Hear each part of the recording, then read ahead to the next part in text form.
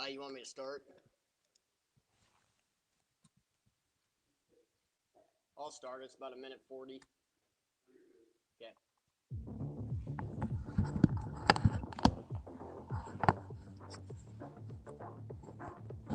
Welcome to Hurrdat Sports Live. But tonight, they are facing the Tar Heels here at Chapel Hill.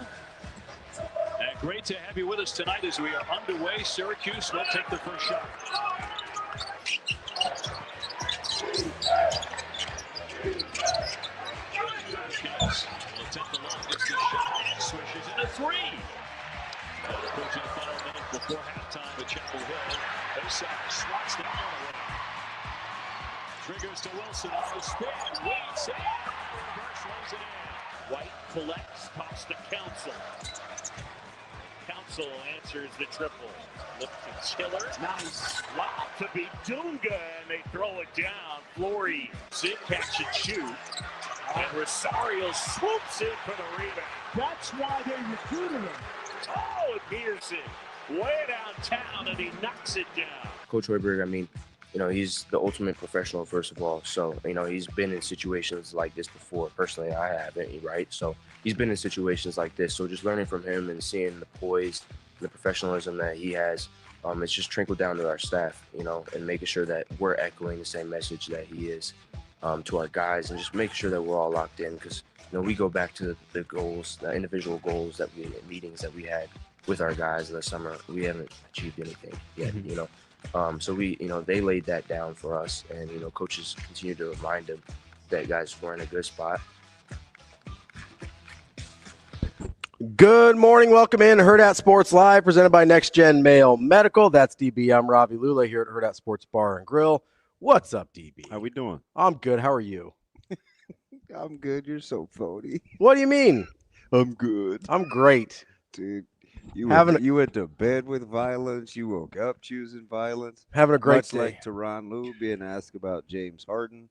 By the way, it's back to being fat James Harden. Well, yeah, because he wants to get traded, so he has to bulk up. In 4 days after the trade, he'll look like he just went on a juice cleanse. This dude is a topic of conversation. He is a legitimate coach killer. Not just a coach killer, he's also one of the biggest losers in NBA for a good player. I want to context that, right? Yeah, he definitely chose violence. For a MVP level player, he's one of the biggest losers of all time. It drives me crazy. That's not a hot take. He's famously melted down in the playoffs. Hey, so T. Lue, he was getting ready to get his side game, right? He's like, man, don't ask me about this guy. Don't ask me about this guy. Hey, by the way, the tipping point for James Harden's fun, though, because you could see the exact moment where he went from coach killer to just trade him. Yeah. There was hey, I'm good enough where you have to fire your coach to yeah, let's move on from this guy. But remember, we made fun of him in the offseason because I was like, people are really going to have conversations about this dude.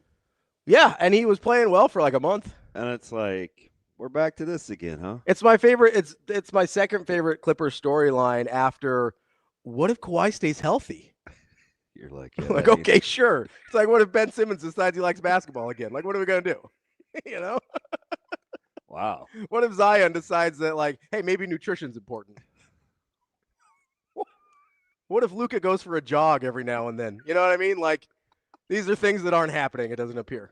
Oh, shoot. What if Tua doesn't use words like dope? What if Tua's brain isn't scrambled eggs? It'd be incredible. Oh, that's foul. Am I wrong? How many times you going to put that guy out there after he hits the fencing post? Stop it. I had scrambled eggs. So that's funny. Wait, take a stab. I'll give you within 3 eggs. Okay. So I met, I was at Pie Zones Wednesday, 3 dozen eggs. How many eggs do you think I've eaten since Wednesday? You personally? Week? Yeah. Okay. Since Wednesday, so we're at about a week? Almost, yeah. Okay. I'm going to say you go through... Counting sucks. Gee, this is what we're on today, huh? I don't control the drops. I'm going to say you eat 3 a day. I'll round up a little, call it 20. 16. Okay, I should have rounded down a little. I was close though. Yeah. It's in the neighborhood. Anyway, I don't even know why I thought of that. Well, because I said that to his brain scrambled eggs. That's why. That's what it is. Oh, so a guy's got a funny sense of humor, right? Yeah. Let you know, slaps your wrist. So yesterday, Ryder she's sick. She got called at school, running a temp, whatever, and she's kind of hungry, but she's not hungry. She's kind of hungry. So, sometimes she wanted some bananas, but one thing I know she does like is, and it's one of the few things that I'll buy out and waste. So hold that thought. Okay. So there's a place relatively close to me that she likes chicken meat pulling it off the bone, but she doesn't like the skin. Okay. So it's a complete waste to get fried chicken, like a complete waste, because 88% of that is the skin. The skin. Yeah, for sure. Okay. So we're gonna take one for the team. I get this minimum, right? Little 3-piece, super fresh, whatever. Which, by the way, I still think it's in my toaster oven. So I looked, and I'm like, oh my gosh, they have my vice. They had ham pies, right? Mm-hmm. So they had blueberry. Oh, It's like seeing a unicorn. Yeah, you don't see those hardly at all. It's like seeing a unicorn. They try to fool you every now and again with mixed berry. Yeah, no, it's all like apple and cherry mostly. You get some chocolate. So they had peach. They had all the fruits. Oh, really? Yeah. So I was like, I walked by the aisle. This is funny, Shane. I'm 50 years old. I walked by this aisle 3 times in a little place. So I'm sure the lady who didn't really speak what? Sorry, TK goes, they had tequila there? Maybe. I think you said when you had your vice. No, this is not a place to get. Although, no, this would be a place to get a Smirnoff level tequila. Okay. Yeah, I'm not about that.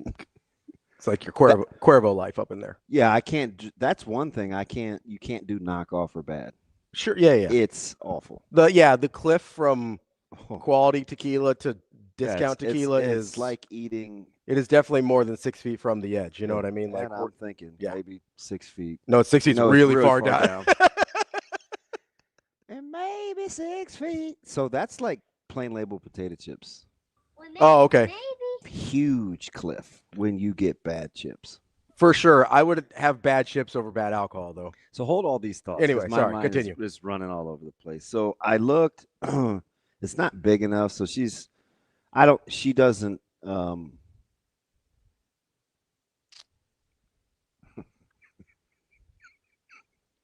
This is the person that's working there you're talking about? She doesn't speak near as fluent of English as I do. Okay, fair. Okay, so fair.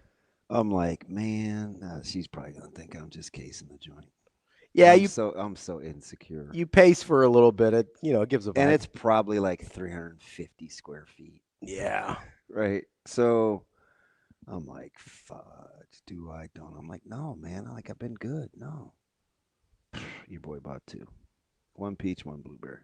I mean, listen, you gotta treat yourself every now and then. I'm surprised you didn't buy all the blueberry. So no, I'm really good. So Shane, I've torn one of those in half before. This was before things. I've torn one in half before and threw away the rest. Oh, I have chewed it. Oh, come on, and man. spit it out.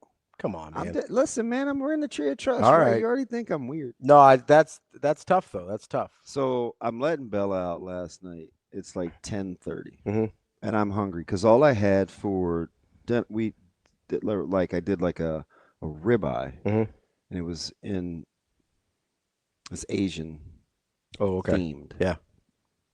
Mushrooms, but I just had that was it with the mushrooms. So I'm kind of hungry. I need to go to Next Gen and get something to trick my brain because it's usually not a sugar thing. So I'm like, man, I got those pies.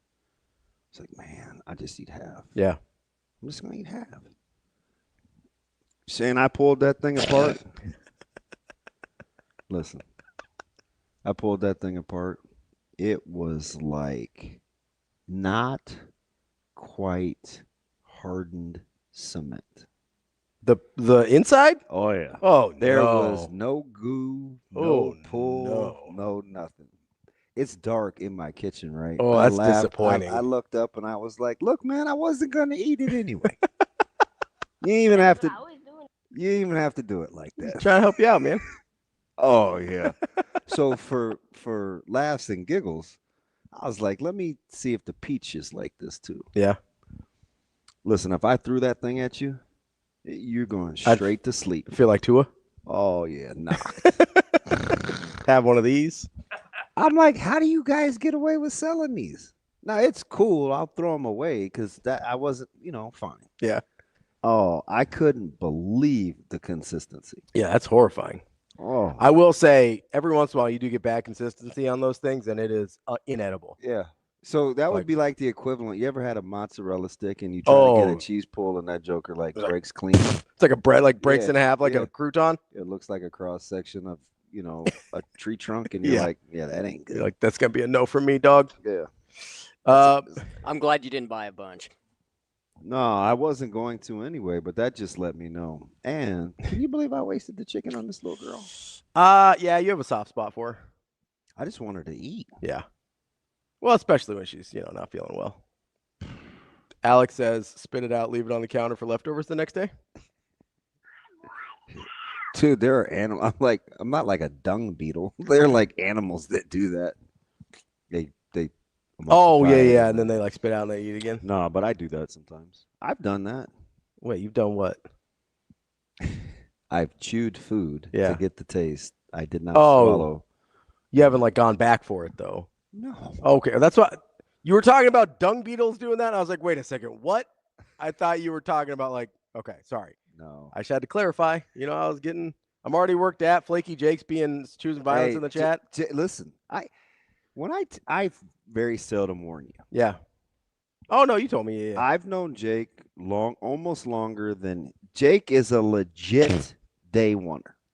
I'm going back to like TK, that's foul. 13. What TK said. He goes, do you think Tua can spell his own last name now? That's not very nice. That's foul, TK. Golly. Jake is certifiable. No, he popped in with some Darryn Peterson comments. He is certified. Oh, he's gonna get you. Hey, listen. So I'm gonna warn TK or Flaky Jake. I walked in this is on the heels of one of the more heated text exchanges in our group text. It happens from time to time. Yep. It's typically not between Matt typically isn't involved where it's prolonged. No. Matt will let it ride. Almost always involves me. You came back and got it. And I was like, this dude is pissed. I'm just annoyed. It goes back. It was the one line. Gave the gift, the meme, the whatever. Then I come in this morning. I'm like, hey, it's Tuesday. It's a nice day. Hey, what's up? Maybe Hello. you want tacos. I just watched Rise of the 49ers again. Mm-hmm. I haven't watched it yet. I need to. I'm not even going to spoil it for you, but I'm just telling you, this guy right here is so I had to check around. Mm-hmm. He's not doing well. Oh, no. No. That's tough, man. Caregiver the whole nine. Oh, jeez. Anyway, so I don't think he was going to be part of that doc because this has been ongoing. Mm-hmm. So anyway, I'm like, he'll be all right. It's going to be 33 today. Might be able to get back outside for Black History Month. That's right. Nope. I walk in. This dude I said, hey, what's up, man? What's up? Hey, you're looking a little surly this morning, man. You mad? Never. Yeah. It makes me irrationally angry. This dude came to work mad over Darryn Peterson. I came to work mad over Matt DeMarinis. I want to be clear here. I want to give the context. This is much like your Keaton Wagler thing. This is within the context of, yes, he's in that top tier of players. I feel like this is a little Jeremiah Smithy. Sure. The narrative around him is he can't match. You don't think? Correct. Yes. Okay. That's accurate. He can't. Jeremiah Smith's a great player. Absolutely. I just don't think he's just not what everybody tells me. And he's not so much better than these other great wide receivers that we've seen at Ohio State over the last however many years, right? Yeah. Like if he has a better career than Jackson Smith and Jigba, like good on him. Is Suave's on one too? Oh. All right. What I don't really know. Miles is one of his children. I know that. It's hard to keep track. He's got several. But it's just 3. It's just 3. Definitely chill. Yeah, see, you don't want I bet his wife's kind of tough. She may come off the top. Oh, Was no, she Macho Man? You? For sure. Or Super Jimmy? She's much younger, so she's She probably going to know more Macho Man than Snuka. So or maybe Rey Mysterio. I think the That's tough. Hey, look, he's back. Juan. Juan, where have you? Stop saying his name like that. Juan, where have you been, man? Where have you been, Juan? I was missing him. I asked about him for like 4 days. 3 days. Did, yeah. He was MIA.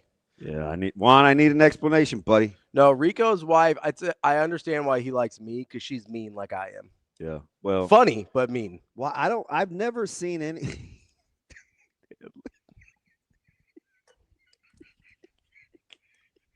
I probably won't put that one up. So Darryn Peterson.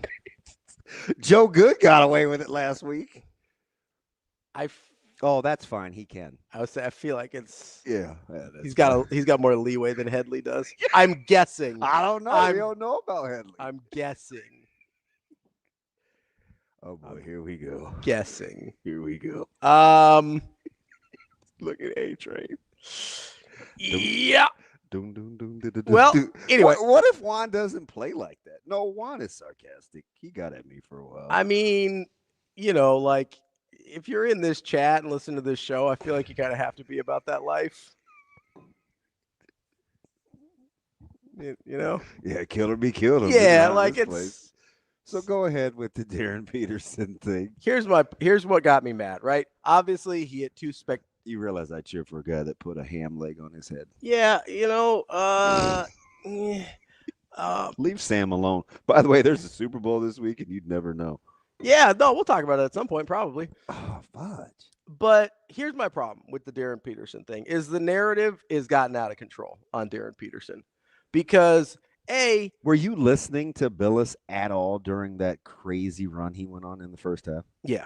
Oh, he'd have had. I mean, I get it.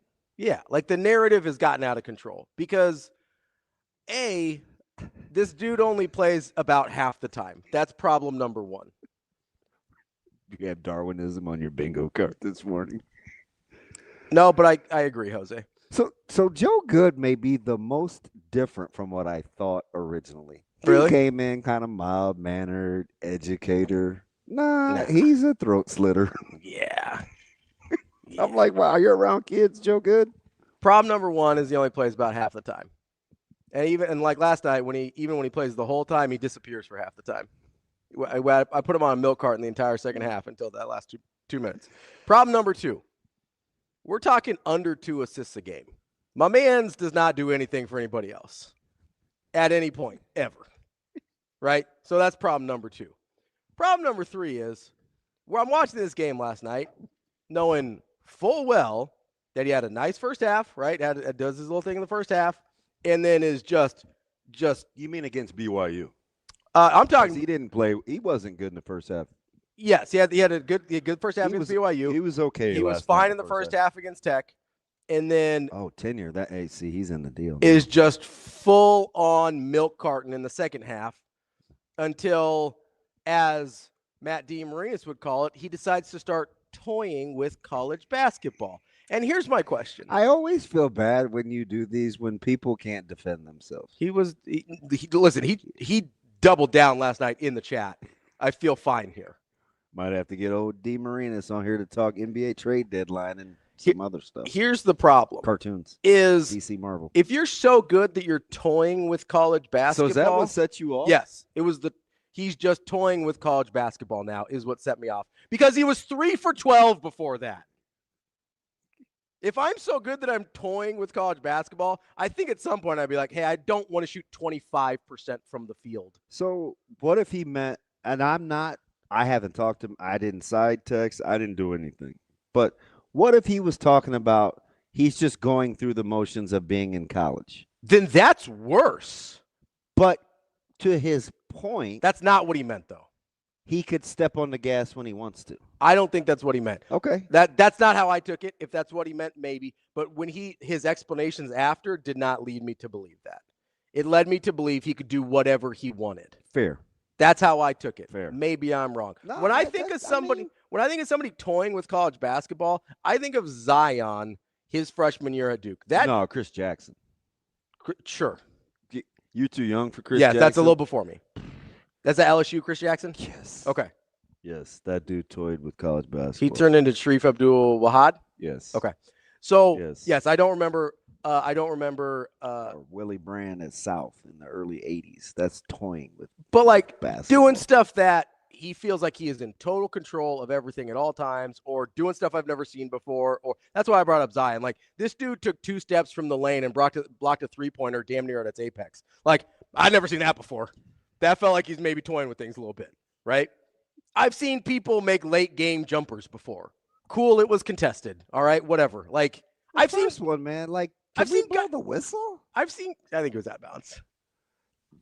I did too. I said that real time. I was You like, did. was he out of bounds? I think he was out of bounds. But whatever. Maybe Sean Elliott did that It thing. was an offensive foul. 100% was an offensive foul. Maybe Sean Elliott, that thing, kept those heels off the ground, Memorial Day miracle. I don't know. But, like, we've seen guys do this before. And I've sure as hell seen guys go 5 for 14 before. His name was Pop Isaacs. I saw it last year at Creighton. Like, that's not – I get that he might be a special talent.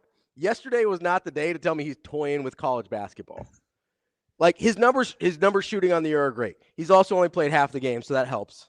Small sample size. And you said he still played half the game last night. Yeah. I mean, he was on the floor for all of it, but he only played about half of it. Did it seem like Tech was 1 of 12 in the last 6 minutes? It did. They're one of the few teams. I just was telling you about the 55-point explosion in the first half against Houston, and I was like, you guys remember that, the whole Tech thing? Yeah. So I'm watching these guys a ton. That's the only team I know that's in the top 15, top 18, where every guy that shoots the ball, it never looks like it's going in. Yeah, it's horrifying. How about the form? Yeah. Like just the actual aesthetics of the shooting. Every time they shoot the ball, it never looks like it's going in. It's like St. John's 2 years ago? Oh, yeah. Where it's just like, oh, my God, stop doing that. I don't – like, just run out the clock. That's better than whatever you're about to do. Yeah, but they win like that. Yeah, for sure. And they're pretty good. But if they could shoot I don't know about that. Pretty good in the sense of, like, I don't know, like maybe a Sweet 16 if they get the right matchups. They're not like – I felt conflicted, too, because I said this version of Kansas could make a run. And now they won on the road, and I thought Tech was going to win. Yeah, you did, yeah. So I feel like less validated now about KU because Tech was bad. Yeah, Tech was real bad. They couldn't make a shot. But KU showed some stones. Yeah, that's a little grit. That's some grit. I don't have a problem with KU in general. And I don't even really have a problem with Darryn Peterson. I just have a problem with the way we talk about Darryn Peterson. It's giving me some Jeremiah Smith vibes. Totally fair. That's a really good example. Because, like, normally – you know, like what kind of thing. Like, I like guys that can shoot the ball really well, and like I like that type of guy. But I also like guys that seem like they actually like basketball. I also like guys like if I'm talking about a top pick, and here's part of the context is in this year's draft, especially when there's we went 8 deep on freshmen without even blinking. Oh yeah. Like, when you've got that many options, then, yeah, I'm going to be more critical of a guy that's considered maybe the best of the bunch in terms of a number 1 draft pick. Whereas, like, you guys get on me on DeBonsa for floating through games sometimes. It's like, well, at least he shows up every day. That's something. And, by the way, he shows up every day and averages more points per game than Darryn Peterson does. And despite AJ? Yeah. And despite not being as good of a shooter, has a higher field goal percentage than Darryn Peterson does. That was weird. I saw a thing on DeBonsa where he got two comps. And despite not being a guard, has more assists per game by twice as many as Darryn Peterson does. Different players. One was McGrady, which I didn't love. No, I don't think he does. I mean, who was the other one? And I'm like, but he and McGrady are two different players. I'm not even talking about DeBonsa. I'm talking about the other guy you got compared to. Yeah, I have to look at this. So we severely underestimate Tracy McGrady. Tracy McGrady was unbelievable. Scoring bag, especially. Listen, Tracy McGrady has 7 years of scoring that were – it was KD-esque. It was however you want it. Yeah. Like, He'd give it to you however you want. is that an exaggeration that for like a 7-year stretch he scored as easily as KD? And it was RJ Barrett. I'm like, Oh, RJ Barrett's not even athletic, so I get that. Good. No. I mean, he's not good. Maybe as a prospect, but DeBonce is better than Barrett was as a prospect. I think is Pearson is Ben in here? I need some KU fans. Who's the guy? His name is escaping me. Okay. So he's after Wiggins, but before DP, obviously. Kind of sleptwalk, elite talent. Went to Sacramento.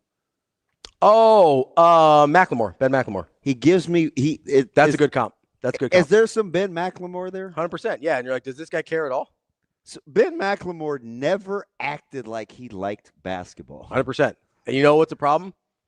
And Playing something professionally when you don't like doing it. Now this is at first blush. It's a pull, right? It's like me talking about Milt Wagner, or Scooter McRae, or Scotty Thurman. Like, I may be misremembering. Okay. Google Ben McLemore. Darryn Peterson has to be a better college basketball player in just 16 games. 11. Boy, this dude is tough. I don't want to give him too much credit. Then Ben McLemore, but he gives me Ben McLemore vibes. Yes. So what did B-Mac do at KU? the shooting percentages are almost identical, but he's 4 fewer points per game. Who is? McLemore. Okay. He's at 16 a game, 5 rebounds. How many more games did B-Mac play though? Well, he played 37. So that can bring the scoring average 100%. down. Yeah. He gives me how about listen, That's a good pull. shout out me again. That's a good pull. How about me? I mean, I had to come up with a name for you, but it was a good pull. Yep. Well, I'm just kidding. we would be like I'm just kidding. we would be like good game show or people. Yeah, you could be like, hey, what's old boy? Went to when you said Sacramento, I had it. Like I was good. Yeah. Because I'm a draft nerd. Like I like the draft And no stuff a lot. disrespect to the great Ben McLaughlin. So he's just going to be Ben McLemore because Not Benny Mac. There's Yeah. only one. No, I got you. There's only one B Mac. No, I think that's a good comp. I really do. Like that's a really good comp. Yeah. So like Tech, it's weird. They win. They can score in bunches, but everybody looks like a horrible shooter. Yeah, it's Hey, that's McLemore with a CK train. different kind of McLemore. Shane likes McLemore. The thrift store. McLemore, thrift store guy, aren't you, Shane? Yeah, I'm all about the thrift store. I'm gonna pop some tags. I don't know what that What are you talking? username is. What Sorry, is it? the guy right after Alex. I don't even know if I want to say it. Wait a minute. Alex, that Macklemore is not being celebrated this month. I just want to put that out there. I don't even know what prison balls are. I certainly don't Is know it- what is it- Japanese ones are. Might be a delicacy. I don't think. So Anyway. here's the deal. There's always this guy or gal. when I'm Also, talking- we're not talking about AJ DeBonds. We're talking about There's always this guy or Macklemore gal in the and- chat. But I like it. I'm just gonna call him JPB. that's Is fair. that cool? We're talking about Peterson, not DeBonzo in the JPB. comparison. What I'm saying though is the high level talent disinterest, not necessarily the direct correlation to comparing games. Although both explosive, good jump shooters. I don't know if I would ever consider McLemore a legit catch and shoot guy, but since we're calling Frager a catch and shoot guy, maybe he is a catch and shoot guy. So you know the comp that I'm not a Kansas guy. So I'm not talking about a direct skill set correlation. I'm talking about a high end, uber athletic. No, you're good. You're good, babe. You're good. I'm not. I like the contributions. Yeah. And you apparently know ball because you don't just have that in your Rolodex and be a bum. Yeah. So I'm rocking with you, JPB. Also, McLemore was a little less catch and shoot at Kansas than he was in the league, I but know, yeah, it's fine. It's a reasonable it's distinction to make. Yeah, he's fine. Yeah. I'm not. You know the comp that I was thinking of? And listen, sometimes JPB, I'll just say things because my Rolodex is super long and I may be misremembering. So I never mind when anybody, like I said, Todd Day. Yeah. And you're like, oh no, Todd Day came after. Or I'll say, oh, like, It's like- Flagler got drafted. You're like, no. I thought him and Cryer for sure. We're So drafted. like, I'll do Like that I had to look at it. just because my. Yeah, sometimes things get a little convoluted. Yeah, and sometimes it's hard. I'm old, man. So like Zoe said, I smell like an old folks. And she ain't even been in one. Is it weird how I get mad? I get mad at a 7-year-old. No, I think she had that coming. She's That's wild. that's rude. We were playing a game a couple weekends ago. It's called Trapple or something like that. You pull a card and it has all these names, and then there's all the letters on the wheel. Except there's no Z, and I don't think there's an X. Okay. So it'll be like animals, and then you go in a circle and you go A, aardvark, and you get to pick when in your turn. You can pick any letter, and it has a timer. So we were playing. It's just me, her, and Mike at the kitchen table, and she was on a heater. So Mike, it was like a little taken aback. Breeze is super smart. Yesterday, she kept running her mouth at the dinner table. Sunday, like she just says some weird, like the old folks home thing and stuff. And I'm taking Micah to his workout Sunday night for 7-on-7. He goes, we're just talking about life, and he's like, man, you ever listen to Zoe sometimes? Like, she says some things. I was like, yeah, she sure does. Yeah, she sure does. Like, it's your fault. But anyway, back to the Darryn Peterson thing. You know the comp that I keep thinking of with him? And this is a guy that I liked, but nobody talked about him like this. I'll give you a year. It's not at Kansas. Okay. 2016, 2017. He played 1 year, freshman, one and done. Conference. SEC.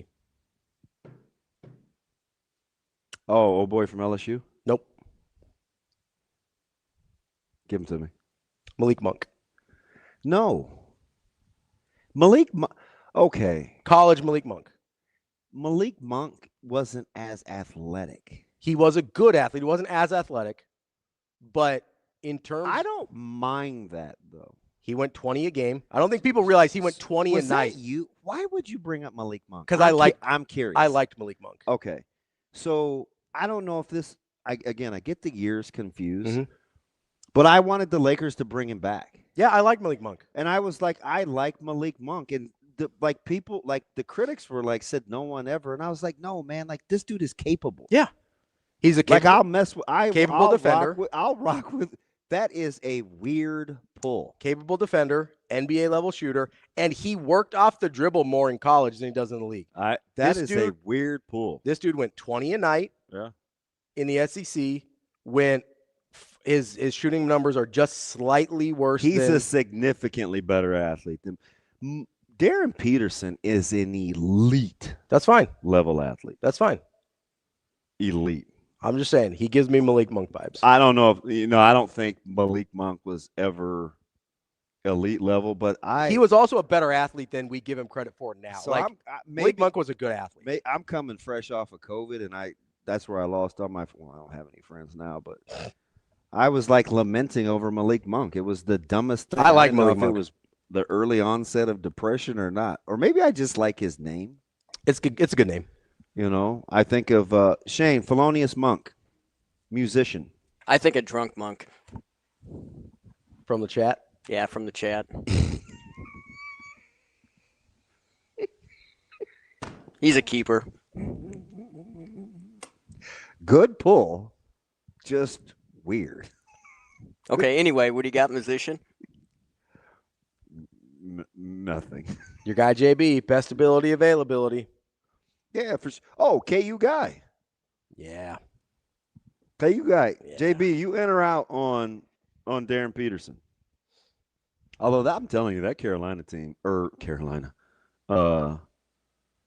Malik Thelonious Monk. There you go, Jibs. I saw a graphic this morning. I don't know if they're still rolling it, but I assume they're all on repeats, right? Yeah. So this is like the Sports Center in the 4s. JB says out. He's out? Okay. I took a screenshot. I've never seen this before. I mean, never seen this before. On Sports Center, scrolling along the bottom line, it had a recap of the Carolina game. Right? They're doing hockey highlights, and at the bottom it says Syracuse 77, North Carolina 87.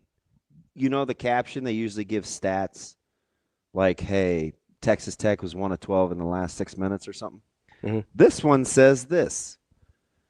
Syracuse covered the spread of 11.5 despite trailing by 32 with under 10 minutes. You ever seen that before? That's wild. That was on television. That was the caption. That's odd. That's pretty odd. Did the intern have Carolina? I think the intern lost some money. Whoever's writing the scroll. Covered spread plus 11.5 despite trailing by 32 with under 10. I rewound it. I go, there's no way it just said that. Why would they bring that to your attention? Listen, I think somebody already spent their winnings. I want people to know that this was a real thing. Yeah, that's wild. No stat, no, covered the spread. I've never seen that before. Me neither. That's wild. I was like, hang on, man. I got to take a picture. Oh, hey, Shane, your guy's in. Yeah, Drunk Monk chimed in. He's in. Yeah, always good to see that.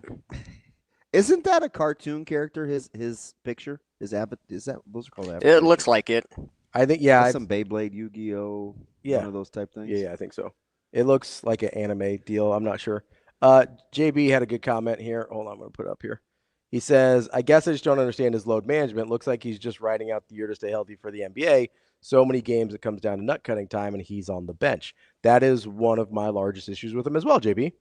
Because and he's super practical. Like just JB's personality. Yeah. My point is, if Airbender. Thank you, man. See, every time I want to quit A-Train, he brings me back. It reels you back in. He brings me back. I just have a really hard time. This goes back At least they moved him up to number 4. You guys having Flemings and all these guys ahead of Caleb Wilson. We need to talk. I'm going to be honest with you. If I'm drafting, I might take Caleb Wilson over Darryn Peterson. Caleb Wilson is sensational, and he's going to be a great pro. The NBA game fits Caleb Wilson. I agree. You know what doesn't fit Darryn Peterson? Playing a lot of basketball games, apparently. You're so funny. No, here's the thing, that when has that ever worked out? Where a guy is seemingly just choosing not to play very much, and it just goes great when they have to play 80 games a year. Hey, I know, I get it. When has that ever worked out well? Hey, listen, you're gonna love JPB. Look what he just said. He says, new here. Do we get honest conversations about B. Frager, or are we going to pretend he's a first-round pick on this station as well? Just yesterday, we were talking about draft picks. You go, well, I could see him being, it's a second-round pick. Yeah, second round. I think it's just funny how you, at no point did anybody think first-round pick. No, the guy that I said first. And the guy that I said could maybe sneak. You guys are kindred spirits. Do you I don't even know what. It sounds like this is probably inappropriate, but whatever. Dude, it's not like his name is literally Prison Balls. I don't know what to do with that. So you say some horrendous things. It sounds like one of those sushi restaurants that tries to come up with funny names for their items. No, wait a minute. What's up? What's up, BG? No, I'm not down. Listen, I'm not down on this Jayhawks team. I'm not down on this Jayhawks team at all. I actually think that if they're playing to their capabilities, this is an Elite 8 team. So I think that's fair. I'm not down on them. They're just sometimey. They've only played well 4 games. I think that's accurate. Yeah. I'm with you, JK. He could be a first rounder, but he does need a few years. Yeah, there's definitely work to do. The guy that I said potentially first rounder is Price, because you gave him the better comp of Baylor, of Sharman. Yeah, because you see guys like that are hey, he's got an NBA level skill right now. A lot of times on the back end of the first round, they're hey, we need a rotation player. We're a playoff team. I don't want to send a flyer on somebody with upside. I need somebody that can help me tomorrow. Yeah. And with being 6'7" and shooting the ball like that, Price has that, fills kind of that niche if he continues to play well. Hey, listen, Juan, I'm not going. You've been MIA for 4 or 5 days. I'm not just going to allow you to just sit and talk to Joe Good all morning, right? I need you to. You need him to interact with the whole chat. No, when he was harassing me 2 months ago, I hated it. So now I want my attention back. I want my attention back, Juan. Todd says, don't Google JPB's name. All right, good to know. What are they? I don't know, but I apparently shouldn't Google it. Maybe that's an incognito mode thing. You just need to be careful there. No, that's fine. Yeah. That's like Husker. Did you see Husker P? Yes. Yeah, I did. I told you to Google what that word means. No, I don't want to do that. I'm cool. Okay. I'm cool. Don't worry about it. It's fine. JPB says WASHUT could play defense and its clueless ability to navigate around screens and deal with DHO is not good. Doesn't get matched in transition D. Yeah, those are all fixable though. Like that's not. I agree. Like those are all. But I knew right away he was a hoops head. You could. Yeah. Just, no. you And could, listen, I could just tell from the verbiage. Absolutely. And those are all fair criticisms. And who can right away match me on Ben McLemore? I didn't even know I was going to talk about Ben McLemore. Yeah. No, that's a good poll.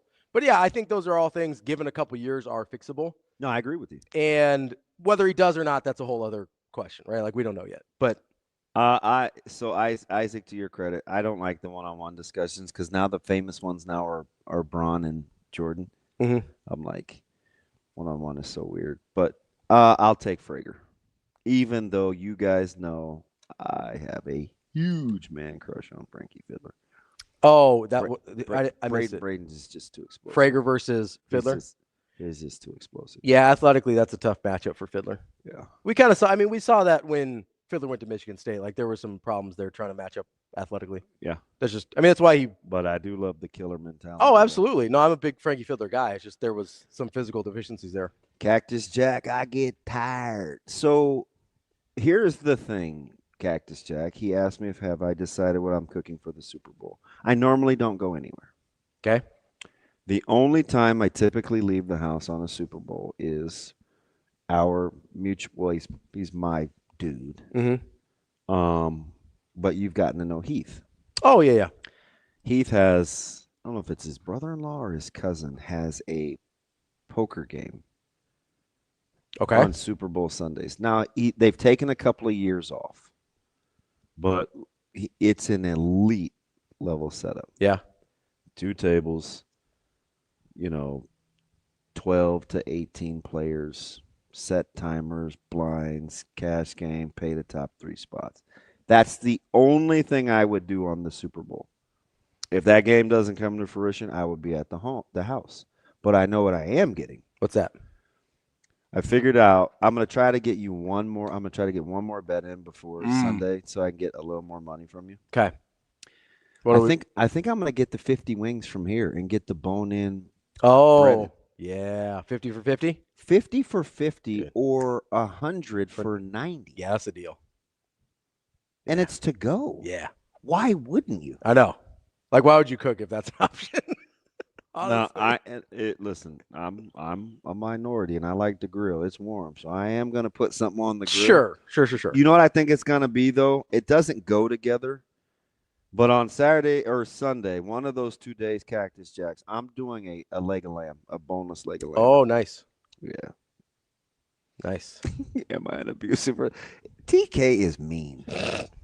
I like TK. I gave that dude a hug in person, and he's still mean. He said, "Are you in an abusive relationship?" TK acts like he's 63, not 23. I know. That's why I like him. We both have old souls. It's fine. And by that, I mean we're curmudgeons. Jimmy, what do you mean you don't know which show to watch? There's only one place to get reliable information and still be entertained. I mean, are you not entertained? I mean, you can't get Mules and Jules and Ben McLemore in any other place in the planet. What was the one we hit the other day? That was probably you being an idiot. And you brought up Mules and Jules. I can't remember what it was. It was funny though. Yeah, it's probably a little racist. I am. I don't even know what this is, but I think it's funny. BG says, was listening to the Jeff Epstein interview last night. I'm going to skip right past that. Girlfriend told me to turn it off and listen on my way to work tomorrow. Told her that's a hard no because I'm trying to improve my draft stock. And then he showed her a picture of us. Hey, you know who he is, though, in the draft? Who? He's the ultimate boomer bust pick. Yeah. Seriously. High upside. This dude is like Randy Moss in the draft. You're like, I don't know what the level of competition was When he's good, in the late 90s at Marshall. when he's good, he's like scoring against Dallas, like 3 for 198. When he's bad, he's rubbing his booty cheeks on the goalpost like in Green Bay. So he was basically Darryn Peterson's second half last night. Here we go. No field goals until the last 2 minutes, but bang, bang, right at the end, we got him.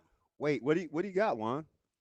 So we just had this conversation the other day about there's a new place on the 16th and Cummings area. Okay. They notoriously have a good flank steak. I was telling my barber, I said, hey, I was at a different Mexican restaurant before it closed and then reopened with new owners someplace else. It used to be on 120th and I was saying, I know exactly what you're talking about. Yep. Dodge, It's a different name now, right? Yeah. And I said, they're the ones that introduced me to skirt steak. It's a cheaper cut of meat. It's thin, but the way they did it, it was incredible. Yeah. That was 8 years ago. I'm in on skirt steak ever since. Yeah. My man, we were at I was getting my haircut Friday, and we were talking about, because he just went to this place. He's a total foodie. Yeah. I told you, he's the guy that drove out to Salted Edge on a Sunday for breakfast by himself. Just for funsies? Well, Chef Joel is his boy. Oh, okay. He cuts his hair. Yeah. So he's telling me, he's like, man, I'm pulling up pictures. I'm like, look at this skirt steak. He's like, yeah, I tried that. Her food was fantastic. It was just tough. Yeah. He said, it's like beef jerky, man. I said, DK, you're a medium well plus guy. It's skirt steak. There's no such thing. He said, yeah, I ain't getting that again then. Man, every time. Can you imagine skirt steak? Oh, medium well plus? it hurts my teeth just thinking about it. Ain't no way. Heath asked, will extensive ball knowledge about Matt Bonner get my draft stock higher? No, Matt Bonner could shoot that thing. You're a big Spurs guy. Yeah, I know. No, I'm a big Spurs guy. So we might have late stage Spurs. I want to make that clear. JB, we talked flake steak? So he and I, we used to talk cooking all the time. I'm skirt. Josh says that's called bad beef jerky. This dude says Sloan Kettering. Hey, Drunk Monk is funny. He is funny. Does anybody get that? Yeah, that's the cancer hospital. It's funny. Ben says, hey, DP made it through the whole game. It helps when you kind of just drift the second half. But yeah, oh, man. No, Jimmy, they are not. No, I love watching them play, though. So the best team in the NBA is OKC. Yeah, they're still OKC. Like, they've had a little bumps in the road. Although San Antonio has their does number. them. They have their But number. I don't know. Could you see them winning 4 out of 7? Yes. I could see them winning 4 out of 7 and then losing to somebody else. Like, that's like this year, San Antonio gives me vibes of the back and forth between Bueno and Juan. No, I think like San Antonio gives me the vibes of they could knock off like in the Western semis or something, depending on what seedings are, obviously. Like they could knock off OKC and everybody would be like, oh my gosh, they're the new favorite, and then lose the next round to Denver. Yeah. Like that's the vibe they give me. Is I don't think they're ready to win a title. I do think they could beat OKC in 7. Yeah, Philly is playing nice. Do you believe in Grimes, Jimmy? We again, this might be as ridiculous as the Kawhi Leonard. We think Paul George is going to stay healthy. We think Joel Embiid is going to stay healthy. What did he get popped for 25 games? I'm guessing Adderall. I'm guessing it was Adderall. When he brought up the mental health thing, my guess is Adderall. You have to get an exemption for therapeutic use benefit, or it's something like that. I'm a huge Billy. Yep, I'm all in on JPB. I'm a big Billy Owens guy. Oh yeah, that's a little before my time, I think. Oh yeah, is that 80s? Yeah, I like those guys with that kind of game. Billy Owens acted like, you know what's funny about he's dead. We got some hoops head in the chat today. I like this. Billy Owens acted like he didn't like basketball. He just happened to be good at it. Yeah, it's kind of the Darryn Peterson vibe I get. But the pull though. No, it's a great pull. It's 100% spot on. Yeah, that's a great pull. Just like I'm indifferent about although this. Their offensive games were vastly different. Yeah. But Billy Owens was closer to Bernard King than. But like attitude about yeah. Oh yeah, for sure. That's a good pull. For sure. He says, put some respect on my Spurs. Listen, I'm a huge Wemby guy. DB knows this. Yeah. I'm obsessed. Yeah. Like I'm full on. Every time he falls down, I'm just like, "Ooh, please be okay." He'll be all right. I hope so. Did you recover from him shaving his head? I don't love it. Why did he do it? I don't know. Why did Carlos Alcaraz do it? Like, just stop doing that.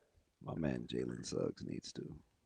Yeah, he needs to embrace the baldness. Just come on home, shave that thing. I think it's different though. Or he needs to because take. he's still rocking the headband too. Yeah, he needs to maybe take a little trip to Turkey if he's insistent on. So we're doing skirt steak pinwheels. Oh, I haven't had those. I get the premise. No, I do too. You can unroll them, and a lot of times when you buy it uncut, where you have to do your own trimming, it's literally like a long square. Can I tell you why I like skirt steak? Sometimes I feel bad using really high quality cuts of beef in things. Mm-hmm. Like if I'm getting kind of like when I made beef stroganoff 3 weeks ago and I used ribeyes. Yeah, like I would have struggled with that. I would struggle with that. I just told myself I'm not buying groceries. I'm not. What do I have for beef? I was like, oh my God, I only have ribeyes. Am I really going to chop up a ribeye to put in some sauce? That's a choice. That's a choice. So that's why I like skirt steak, because it still tastes good. And if you cook it right, it still has skirt steak is fantastic. Yeah, it still tastes good, still has good tenderness. So flank. But I don't feel bad using it. I know, Josh. If I'm going fajitas or Chinese food or something like that, like I can make stuff. Not me personally make stuff, obviously, but you can make stuff with it. I'm not like, why'd we waste that piece of meat? Yeah, you know what I mean. I had 3 boxed ribeyes and I cut them up. Yeah, that's messed up, man. Save it. I'm just saying. Save it. I'm just saying. With each swipe of the blade, I cried. Just like single tear. Just telling you. Anywho, just big old crocodile tears. Just man, we got a Billy Owens and a Ben McLemore reference. Don't forget about Matt Bonner. We got a Matt Bonner reference this morning too. All in on the Spurs, huh? They're legit. No, I like watching them a lot. I think they're probably a year away from being. It is up there, Josh. I mean, I've made some bad decisions, but using a high quality cut of beef for stroganoff it's probably in the top 10. That's tough. Tough. So if I'm doing stroganoff with flank steak, I'm out on W sauce. Yeah. It's okay. I used it in the stroganoff. But I didn't use W sauce. I used the regular washer sister. Okay. A little bit of that W sauce. Yep. And is too much, man. Just enough tang, so I'm off of it for a little bit. Now I'm admitting, JB, I should have used a teaspoon and not a tablespoon, but the tang is left me traumatized. I'm out on W sauce. A little too tangy. And wash your sister. Paul says Billy Owens' brother was an incredible football player at Syracuse as well. Yeah, so how do we – I don't know, man. I like all our new people. Yeah, we got some hoops heads in the chat this morning. I appreciate it. I like all our new people. We got some new ones. We appreciate you hanging out. Listen, see, now he's lecturing me. This is why I struggle with Josh. I want him – I don't always want to hear from him. I know, Josh. I was out of stew meat. I was out. We didn't have – I suppose I had some chuck, but I'm going to smoke that. So to be fair, in your defense, I know I don't do this a lot, but in your defense, most fine dining dishes originated from peasants in Europe. Yeah. And a lot of times we now use very high quality ingredients and cuts of meat in them, even though they did not originate that way. It was El Waltz. It's stuck with me. So I'll give you a little leeway on that. Tim says, I still love a good po' boy Sammy, even though I'm rich now. We made po' boys last weekend. Dude, po' boys are great. Micah is the only one I can get to eat shrimp. Is it going to be raining soon? No, Kobe, but I did think of you the other day. I'm out here doing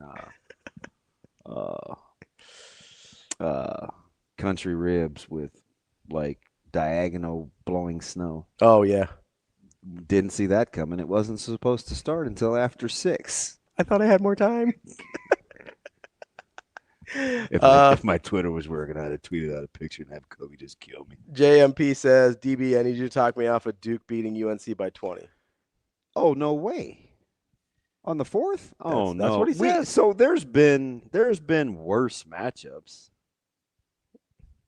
No, they are, Kale. They are. Why it says people put fancy bleep in mac and cheese now. It's true, man. They put lobster in there. Oh, my guy's here. He's back. I asked for him. Who? BP. Oh, yeah. He was missed in. all our can't. No, he was in earlier. Was he? Yeah, he opted in earlier. What did he say? Anything good? They are the bugs of the sea. It's a dirty little crustacean. What? Shrimp. He said they're the bugs of the sea. Yeah, they are. They're still delicious. So I don't eat catfish. I don't like catfish, but I like shrimp. Oh, big game hunt. You had tri-tip? I have a nice one. Mm. I have a nice one ready. I don't know what I'm going to do with it. Kobe says if DB Smoker is out, just know there's precipitation in the air. I can't stand him. Ooh, drunk mug. You're not a big sandwich guy though. I love sandwiches. I just don't eat them them anymore. Yeah. He says po' boy, Cuban, or Reuben. Do I get any variations, or are the rules just straight up as they are? I'll give you one variation. I'm taking po' boys without the wet slaw. I'm taking the Reuben without the sauerkraut, and I'm not eating a Cuban. Reuben, no I sauerkraut. don't even mess with. I haven't had a Cuban in 20 years. Reuben, no sauerkraut is Literally one of my favorite sandwiches ever. Pardon? Might be longer than that. Trying to do some math here. I had some open windows. Come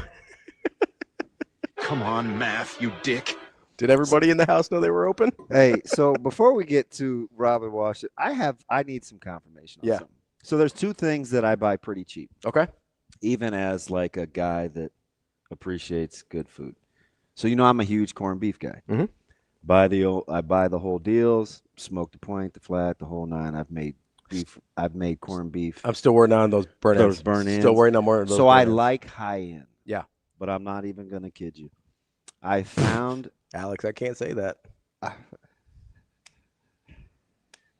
This dude has zero menace. Chill. All right, corned beef. I found a deal. I think it's Johnsonville. It looks like Braunschweiger, but it's corned beef. Oh, cutie. That's Miles. That's a great name too. I rock with Miles. You know who we named him after? Who? He's not Simon. I hope his wife isn't telling. Listen, he's a big Knicks fan. He named him after Miles McBride. Oh my God. Really? He's like, we like the name anyway, but he's of like, all the good Miles, he picked McBride. He's like, I like the name anyway, but it put it over the top for me. So there's two things that I bought that are cheap. I know Bruin, Steve. I know. I just love corned beef. So it's like Johnsonville, but it's prepackaged. It looks like it comes in the Braunschweiger tube of corned beef hash. Yeah. I doctor it up. Your corned beef hash is good though. And I buy the corned beef brisket from Costco. Yeah. In bulk, and I just chop up a little for it's incredible. And I'm not even gonna lie, for a guy that goes to the deli to get deli meats, I will buy and eat Oscar Mayer Cotto salami. Really? Although they need to put the peppers back in it though, the little black peppers. Oh yeah, for sure. They don't do that anymore. I'm just saying, I will allow. Those are too cheap. Is there anything you eat that's you prefer? The cheap version? Cheap versus like homemade? Yes, there is. I'm trying to think of what it is.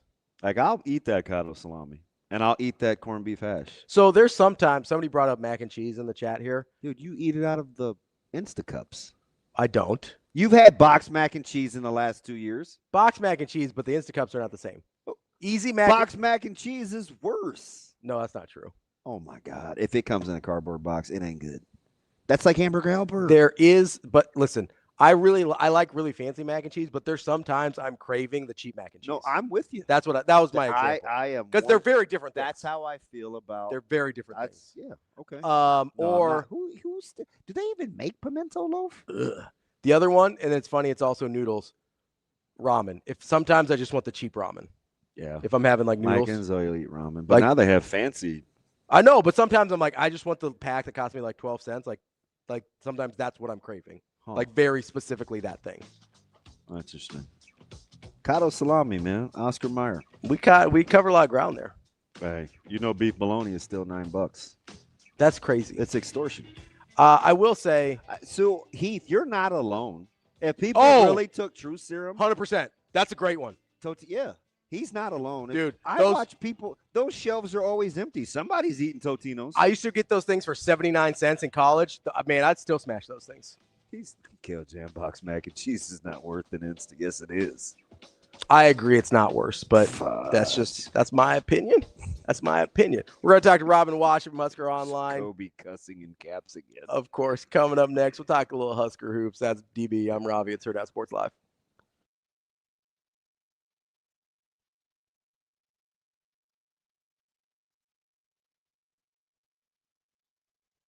Well, he's been doing it all year. I mean, he finds a way to get to the rim. He gets to the line. He got to the line 12 times. I thought, listen, Price had it going for us. They gotta let Price run. He's getting held. He's getting grabbed. Our offense, freedom of movement. I mean, that's got to be enforced. So I thought Price with his movement. We run I think a pretty aesthetically pleasing offense, but when you're being held, you can't run it. And, so we're going to continue to try to do it and cut and with force and do everything we can, to get these guys open and free them up. But it's tough at times when you're out there. And listen, I give Rink a lot of credit for going out there and battling, being able to play 25 minutes.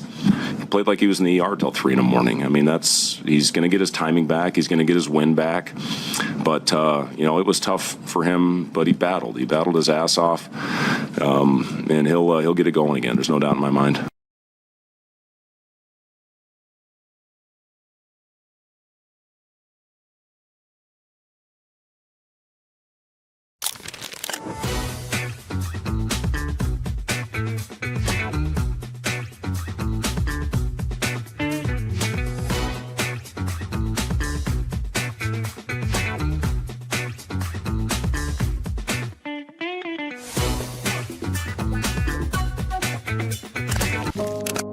Whether you've walked these halls or cheered on the team, this is our chance to make a difference. Every scholarship, every breakthrough, every dream, you've been a part of this story. On February 11th and 12th, we are writing the next chapter. For 24 hours, every gift, every amount, every one of us will show our Husker pride. This is how we glow big red. This is how we make history. Give today.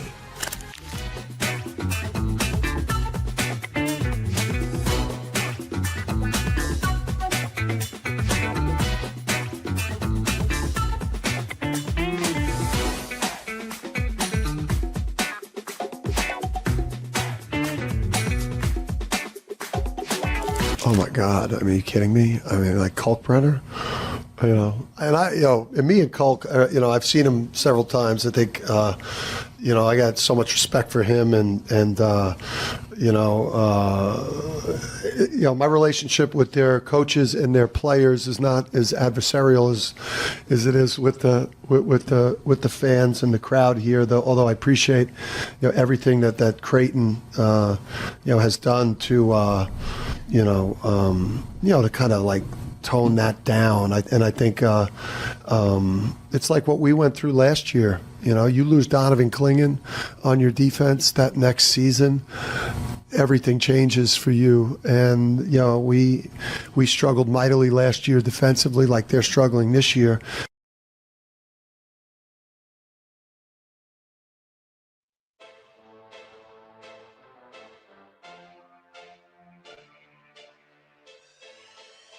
Welcome to Hurrdat Sports Live.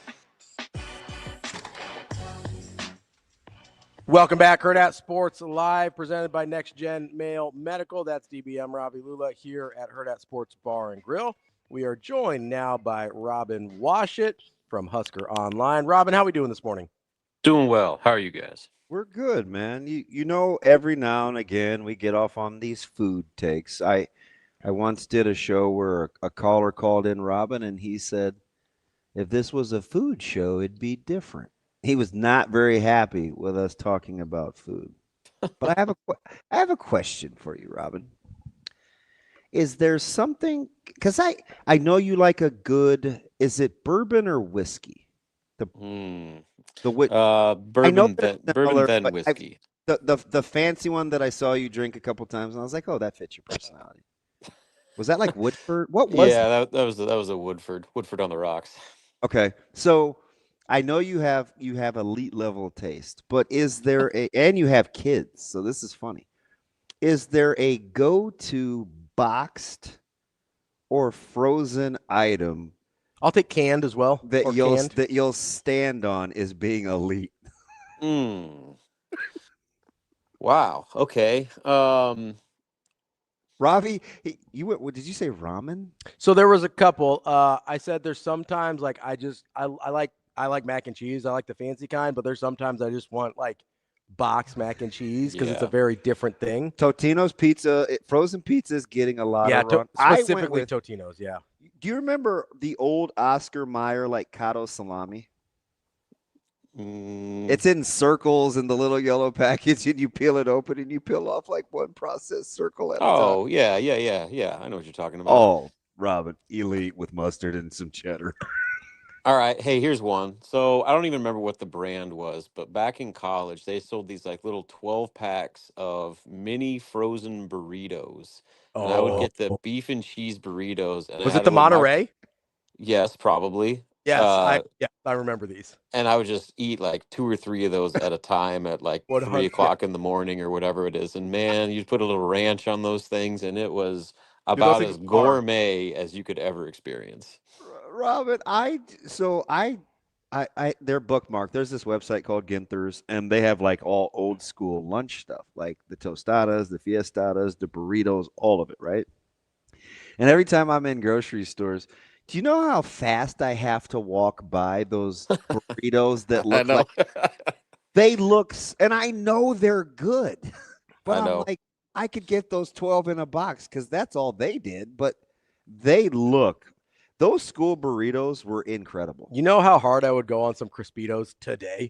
No. Yeah, right now, actually, during the show. like this like 8:06 on a Tuesday, I'm smashing some Crispitos with that like fake cheese on top. Like, oh yeah.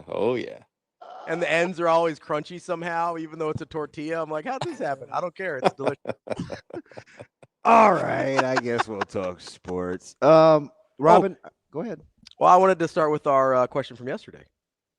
Oh, good one. Okay, so Robin, we were having this conversation about whether or not Nebraska can win a national title. And I did a deep dive on the NBA talent level of every team to win a national title since the expansion. You went to 85. I went to 1985. And every single team has at least 2 players that were drafted in the first 2 rounds of the NBA draft. Okay. Is there 2 draftable guys on this Nebraska roster, in your opinion? Long term, yes. Yes. I think there it doesn't have to be this year. Yeah, I think Price and Prager are in that conversation. But beyond that, no. I think probably you're looking at 2 max. So, and one of them, is like just getting started with his career and has a lot of development still to do to get to that point. But I think he has that ceiling with Braden. And I think Price is one of those guys that can have a role at the NBA. I don't know if he's a draft pick quite yet, but I think he could be, especially if he comes back for another year and continues to be one of the best shooters in the conference. I think he'll at least give himself that opportunity. But, I'd say probably those guys. And then I'm not really comfortable saying anybody else is a bona fide draft pick at this point. So, Robin, you're as close to these guys as almost anyone. When you're kind of watching what happened, and everybody kind of set it up, right? The Michigan, the Illinois, it was going to be an interesting stretch. Given how those games played out, and not necessarily the actual results, if they're different for you, did anything change about what you thought on this team? I thought the Michigan game was about as close to a quote-unquote good loss as you're ever going to see, just considering the circumstances, the setting, the opponent, all that good stuff.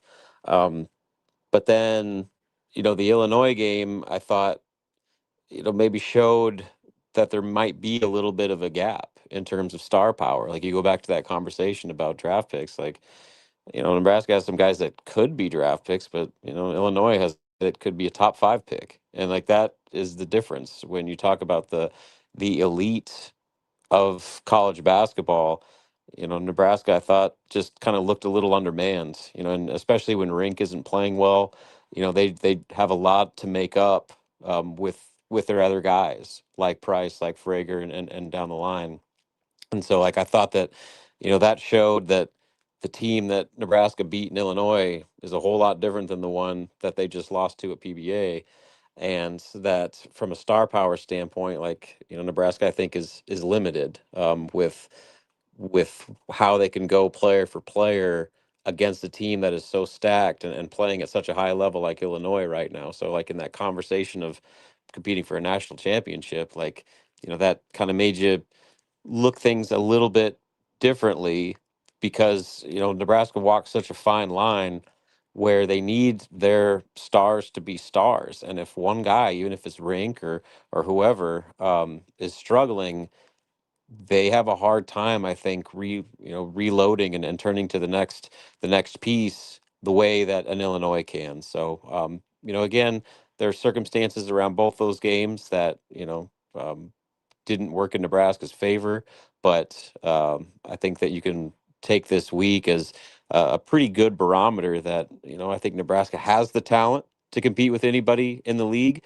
but they need their top talent to be at their best to give themselves a chance. That's kind of my big takeaway. Joined by that sultry, soft voice you hear, the great award-winning Robin WASHUT from On 3. Robin, quick question here, just to pick your brain. I got into this. It wasn't a deep dive. It was a little anecdotal, and I looked at kind of Rink's stats offensively since Big Ten play, shooting and points per game. And I don't think it's near what we talk about sometimes when we say, hey, Rink needs to do blank, and we talk about scoring. But I will say this, right? The threat and where he is and how they initiate offense, I could see how that could be attributed to points, but he gets away with doing so many other things than actually scoring. I was making the case that when he's playing well, even if it's not points, it seems like the direct beneficiary of that is Birke. What is it about those two playing and when Rink's playing at a high level that makes B2 look and seemingly play a lot better? Or do you agree with that? I don't want to assume you do. Yeah, well, I mean, I think the ripple effect with Rink in general is when he's playing at a high level and especially shooting at a high level, that just changes the entire dynamic of Nebraska's offense. And so I think maybe, if It's been anything, so long, though. yeah, since Michigan State, really. Yeah, where he shot, 60%? Yeah, and so, like, even before the illness, like, the shooting aspect had been a bit of a struggle for him, and that hasn't gotten much better. So, that's kind of what I talk about. Like, yes, Rink is still doing a lot of things to help the team win. I thought the Illinois game was the first time that he wasn't himself as a facilitator, as a rebounder, as a post defender, because even despite his shooting struggles, he was still doing all of those things well before he got sick. So, like, that's kind of where, like, Nebraska was able to get by with his shooting struggles, because he was still doing so many other things to help them win. And that Illinois game, again, there's obviously variables involved there with why he was struggling. So you hope that kind of corrects with some rest over this week. But I think that with Berke in particular, to your question, is I think it's the contrast where, because when Rink is shooting at a high level, Berke comes in and does some different things that when Rink is struggling with his shot, he has to try to make up for doing a lot of the same things that Berke does. And I think that contrast kind of blends together a little bit when Rink is such an offensive threat. Teams have to adjust entirely the way that they defend. And when Berke comes in, Nebraska's offense suddenly has a whole different look, and teams have to adjust once again. So I think it's when Rink isn't shooting well, there isn't that stark of a contrast where teams have to suddenly completely flip how they defend Nebraska, and the ripple effect off every other player on the floor that happens when Rink is a legitimate, 5 or 6 3-pointer threat. So that, I think with Berke in particular, just the 1-2 kind of punch that those two have with the different things that they do well, when Rink has to kind of fall back on a lot of the things that Berke does well, it makes Nebraska a bit more predictable offensively. But when Rink is shooting well and, again, is that kind of outlier with such an offensive threat at the 5 spot, that counter that Berke offers, I think is a bit more impactful. Hey, got something really good in the chat. We're a super interactive show, Robin. You know how much I like to talk to people. Mm-hmm. So my guy, Coach Stokes, he says something interesting. He says Nebraska's at their best when everybody's kind of doing their part. He said their best games are like a relay race. Like each dude runs his portion of the race, and at the same point hands it off. If Nebraska's going to be what we think they can aspire to be, and you want to equate players to legs, right? First leg, second leg, third leg, anchor. Who's the guy, or maybe two, that you think needs to run their best race? I think it's Rink for sure, because when he is running his best race, Nebraska's playing its best basketball. Like there's no question about it. Like they built this entire roster around him, and like everything that they do revolves around the centerpiece in number 51. So like that is the clear answer. But then, there's also other guys. I mean, like you go to kind of down the line of their stars, and Price is certainly in that conversation. When Is not he the just that lead or the anchor? he is closer to the anchor than the leader for me, because Okay. he can just go on these spurts where he won't do much for 12 minutes, and then all of a sudden he'll hit 4 straight 3-pointers. He's got that ability kind of to turn the tide. And so like I think his value, to use this analogy, is a little bit further down the race. Whereas Rink, so much just starts with him, and he's such a tone setter.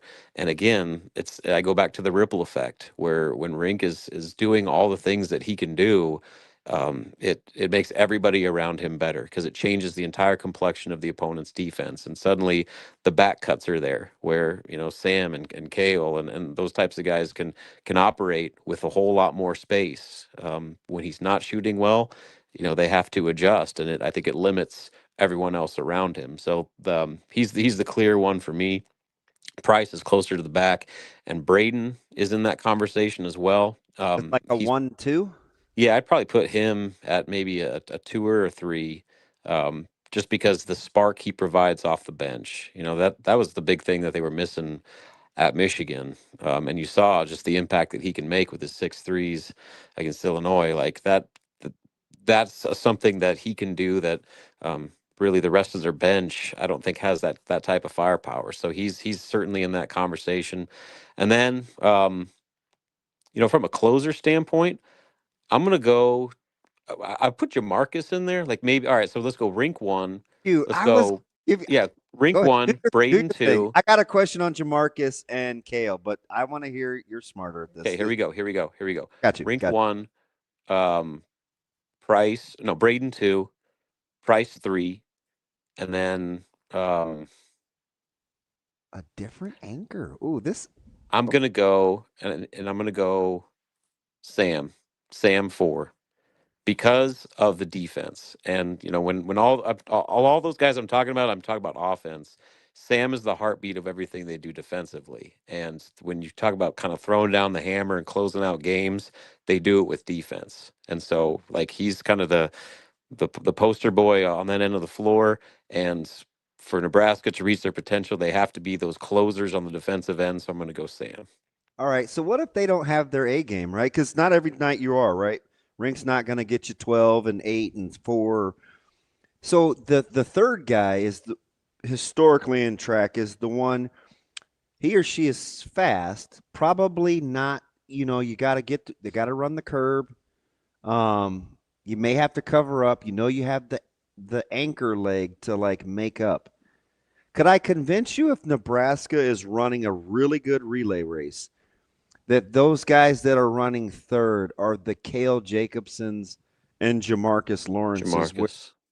Like they just seem like when they're going and can hit and be contributing offensively, that relay seems a lot better. No doubt. And Kale's certainly in that conversation, but I'd put Jamarcus ahead of him, just because he's got the ability to go for 20 and, do a lot of the things offensively. And maybe most importantly, is just the way that he's able to set the pace. When Nebraska's at their best, they're pushing the ball up floor and playing with high level tempo. And nobody does that better on the roster than Jamarcus Lawrence. So his shooting is obviously a big part of it. His scoring's a big part of it. But I think just setting the tempo offensively is as valuable of anything that he does. And so, again, you talk about ripple effect. Jamarcus is certainly in that conversation because of his ability to push the basketball, to set the pace, and how much everybody else benefits from that, from having that guy kind of taking charge and getting the ball rolling on every offensive possession. So yeah, I'd put him as in that talk for a third, and a guy that's important to keep things going when you're entering crunch time. And outside of Price, I'd make the case, man. Jamarcus is their best tough shot taker, tough shot maker that they've got going. Like he flies way under the radar. I even like the fact when it's frenetic and the crowd's going crazy, or somebody's on a run, he's got like that hard push dribble where he's thinking, okay, we like pace. All right, don't have it. Back it out. Like his temperament and role, but he still can take and make tough shots. I think Lawrence is grossly underrated. Well, yeah, and so like he gets the ball up court and he gets the ball into the paint, which is kind of a critical component to this 5-out system that they do, because you get the ball inside, then you spray out. Like that's kind of where it starts. So his pace allows them to get the ball into the paint like before the defense is even set. And that's when everything works the way it's supposed to work.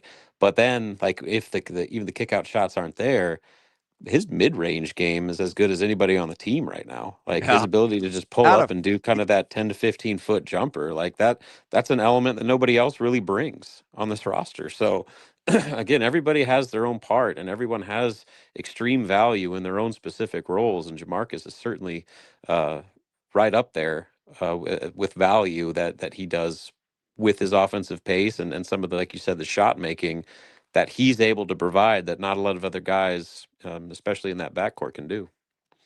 So, Robin, in order for Nebraska to reach their ceiling here, do they have to find a way to play an eighth guy? I just don't know who that would be, but yeah, I mean, I think going 7 is a risky proposition. That's a tough prospect. Did you want to see more of Garcia, or did you think you saw you needed to with that first half with the turnovers a couple of games ago? He got buried in a hurry. Yeah, I mean, at this point, I think you kind of know what guys are, and if you don't think a guy's going to help you, especially like in that Michigan game when it was about as all hands on deck as you're going to find, he played 10 minutes and didn't record a stat like that. That's hard to justify playing a guy when he just gives you zeros across the box score. And so Illinois, I mean, you go back, like he had his best game of his time as a Husker in the first meeting against Illinois. So maybe like from a matchup standpoint, you could justify playing him more, but they sometimes find their core group and then just like lock in on it. And I guess that's from a game to game basis, okay, but like you worry about just kind of the long-term toll that only a 7-man rotation might leave you with, especially come March. Because I mean, the last time they were in the NCAA tournament, like that team was gassed and they played like a team that was tired. And I think the whole kind of approach, especially after the start they've had, is to manage workloads and make sure guys are as fresh as possible for the postseason. But when you're only playing 7 guys in these like critical February, late January games, that kind of goes against that whole game plan. So I do think that getting to an 8th guy, even if it is 8 to 10 minutes, at least if you're getting some level of production out of that 8th guy, then that does wonders for everybody else. But I mean, Jared seems like the most likely candidate there, but um, it's hard to bank on what you're going to get from him just because of how inconsistent he's been this year. Let me ask you something, since you know the pulse of this team so well. Do you like the 6? They need rest, obviously, and you want to get guys healthy. So this is the whole rest versus rust thing, but you're not in Piscataway until Saturday. You get 6 days. It's an early tip. But again, it's Piscataway. How are you breaking down they need the rest versus it's Rutgers. I don't want them sneaking up on us. It's gone from House of Horrors with Peichel to they're not very good. Like, do you like the time off going to Piscataway? Yeah, they needed it desperately. What, they have like 3 or 4 straight 2-day, 3-day preps. Like And then I think that's they go hard. what? They go the 7th, is it the 10th and the 14th or the 10th and the 13th? So they go 7th, 10th, 14th, Robin? Yeah, 7, 10, 14. Is that good? Do you like that? I mean, it's not ideal, but I guess the good news is, unlike last month, is a lot of those games are at home, so you don't have the travel outside of this Rutgers game, really until the LA games at the end of the month. So the schedule kind of flips, is a lot more favorable just in terms of the grind and not having to be on the road as much with these short preps. But as far as this game is concerned, you do everything you need to do to win. Like, you've lost 2 in a row.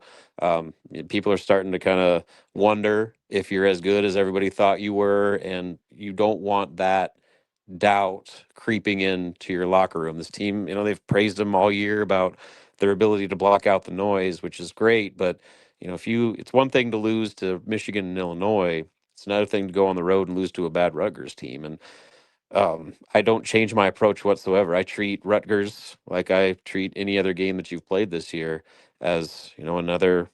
It's the biggest game because it's the next game, and if you start changing your approach, that's when you start to get into a trouble.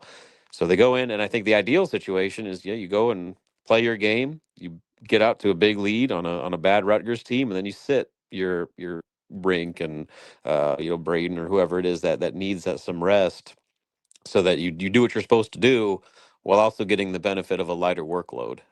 But if you go try to sit there and say, "Oh, it's just Rutgers," man, it's high major college basketball. Winning on the road's hard. Like, that same Michigan team that beat you nearly lost to Penn State on the road, and you just kind of go down the line. Like, teams, if you take things for granted in this league, it will bite you. And so I don't expect Nebraska to change their approach, and nor do I think they should, because if they do, then they're not in a position right now where you have a lot of momentum and things going your way. You got to kind of earn your positive vibes back. And I think going on the road together with a bit of an extended break is kind of an ideal situation for them, because a lot of times you see teams kind of galvanize on these road trips. They should be as close to full strength as they've been in a while against a team that they're expected to beat. So you go there and you take care of business and do so in relatively convincing fashion. Then all of a sudden you're coming back home feeling a lot better about yourself than you are right now. So you can't spoil that opportunity that Rutgers presents by just thinking you can go through the motions, and because Rutgers has struggled, it's automatically going to be an easy dub. More surprise. I'm gonna go topical Big Ten. The fact that Buzz and those Terrapins can't keep games within 15 points in the conference, or that Iowa has found a way to put themselves dab smack in the thick of things into being that team. And after losing guys like Dix and Freeman, McCollum, he hit the ground running. Bigger surprise for you, trajectory of Iowa or the plummet of Maryland? Probably more the plummet of Maryland, just because it's Maryland, and like, they shouldn't be that bad. And they got Buzz They can't Williams, even who's an keep games established coach. close. Yeah, that's what I'm saying. Like, I mean, they're not just bad; like, they're getting housed, and they look like a team that's like already kind of cashed it in this year. With Iowa, I mean, they have one of the best players in all of college basketball in Bennett Sturt. So, like, you knew that they were going to be competitive, and I think now that they've got their guy, but other pieces are starting to kind of figure it out around them a little bit. So, like, that's not as surprising to me. When you have a bona fide national star, more often than not, you're going to have a chance. But with Maryland, like, I mean, the amount of resources that program has, and the caliber of coach that they have, and the recruiting base that they have, like there's no reason they should be as bad as they are. So from a surprise standpoint, I'm going Maryland. Robin, I'll get you out of here on this. And we've been asking a lot of our basketball guests this, so I'll steal DB's question. Slot the top 5 teams in the Big Ten right now in order. Oh boy. All right, I'm going Illinois 1. I'm going Michigan 2. Yeah, Michigan 2. Then it kind of gets a little questionable. When Purdue is playing up to Purdue's standard, they're tough. That includes Lawyer shooting it well, finally? Yes, that's kind of the X factor. I mean, he just went off for 30 the other night. So, like, when he's good, that changes so much for him, because then they've got kind of a triple threat there. I'll go Purdue 3. I'll go Nebraska 4. How far did you want me to go? 4? Just 5. Yeah, and then Michigan State 5. All right, can I ask one more? Yeah, if you want to. Thanks. Robin, so if you're kind of you're playing the long game in the conference, and you've got to pick some guys coming from out of the rear view mirror, you taking Iowa, Wisconsin, or UCLA?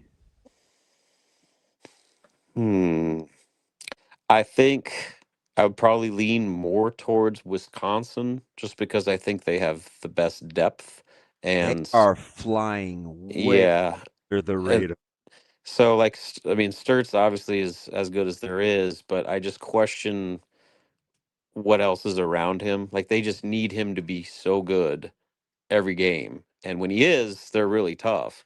But I just, what happens when he has a game, which really hasn't happened yet, where he's, 2 of 12 from the field or something like that? Like, who else on that team can really pick up the slack against a top level opponent? So Wisconsin has shown they can do it. I mean, they went and beat Michigan. Like, that's as impressive of a win as there is this season. And I think they have the depth and the firepower to, of that trio, make the most noise, considering where they were earlier in the season. It's crazy. The last year and a half, and I think people thought it was just Tonjes last year, and Greg Gard kind of turning him loose. But no, like, Wisconsin has figured out how to play offense, and I don't know if we don't realize they're 8-3 in the conference. Like, Again, they've got some juice to them right now, and that offensively they're dangerous, especially when they get 2, 3, 4 guys all shooting at a high clip. Like, that's a tough team to match up with. That's Robin WASHUT, Husker Online. Great stuff. As always, Robin, we appreciate the time. We'll talk to you later. Thanks, Robin. Sounds good, guys. See you later. That is Robin WASHUT from Husker Online. Good stuff. Our chat found another low-key cheap thing that's good. What's that? Kraft cheese slices. Oh, the slices. Yeah. The plastic cheese. Yeah. That's a good one. Oh, it melts well. So Kraft has 2 on the list, the mac and cheese and the cheese slices. I'm still fighting over the box greater than the bowls. Oh, no, that's not. Do you know you get the squeezed cheese in those bowls now? Oh, not the powder? No, you can get either. That might change it. I haven't had the squeezed cheese, I'll be honest. So I haven't experienced the squeezed cheese. So Velveeta makes the squeezed cheese that you can just buy the squeeze cheese. I haven't had that. Mac and cheese. I haven't had that. I've only had the powder. So I may not be as informed on the topic as I should be. Are you surprised he went with Iowa? He went with, no, I would have gone with Iowa. You love Ben. I love McCollum, yeah. So that's a no-brainer for me. And is Gard really gonna have a reboot? So I don't like Greg Gard. I know, but you got to get over that. Nah, I don't have to.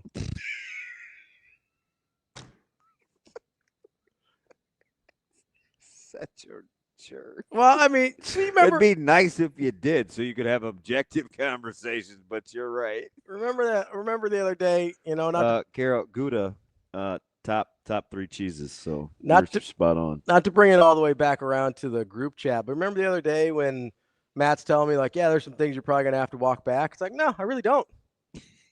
He said no. You go, nah, I'm good. I'm fine. Here's the problem. Just hard-headed. Here's the problem with Greg Gard is his renaissance with offense has not come at the same time, and they're doing better this year, but like winning at a super high level. Dude, Like they're 8-3 in the conference. that's fine.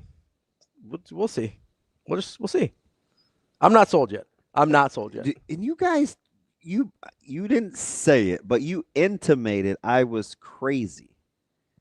Group texting Wisconsin, Michigan updates during the frenetic other games being played during our group text. So that wasn't because of that matchup. It's because of all the other games that were going on. Oh, and that was, yeah. So that was like the outlier because I think there was like some super high profile. Oh, yeah. That was was a great quad box day. And so like the rest of us are like, why are you talking about Wisconsin, Michigan? Because there were legitimately like 4 other awesome games happening. Yeah. So that wasn't a Wisconsin, Michigan thing so much as it was just the context of the day. It didn't make the list for us. I just didn't appreciate being ostracized. Well, ostracized. That's a good word though. That's how I felt. I felt like I was being ganged up on and then left out.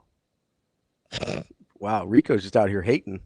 What'd he say? He goes, by the way, that relay order for basketball was bad. Yeah, it was interesting, but so Rico's like me. Well, Rico actually did it. I just watch it and study it and know it. I don't know if he did relays or not. Maybe in high school. He understands Maybe in high school. track. Yes, so he does. Rico probably gets my analogies about first leg, second leg, Yes. third leg, anchor, like what their skill sets are Like relative to the relay. And I'm a big Olympics nerd, so it's I have it's not the best 4. Yes, right. You have to think curves, straightaways, time, splits. Like you want a really strong finisher. You're typically first and 4. You're fast. You're two fastest guys. I only know this because I'm a big Olympic track nerd, so I know. Ask Rico. I guess I can. I know the guys that. Rico, do you like Lawrence as the third leg, or do you know why? Why? Because I still think he's an X factor on scouting reports. People don't know what to do with him. So really? He's undervalued for what he is. Okay. But if your third leg in your 4x is fast, oh, you're gonna win. You're winning. Yeah, you're gonna win. So I can understand that. So we said Price is anchor, and your second leg has to. I would probably put Hoiberg as the second leg because it's the longest.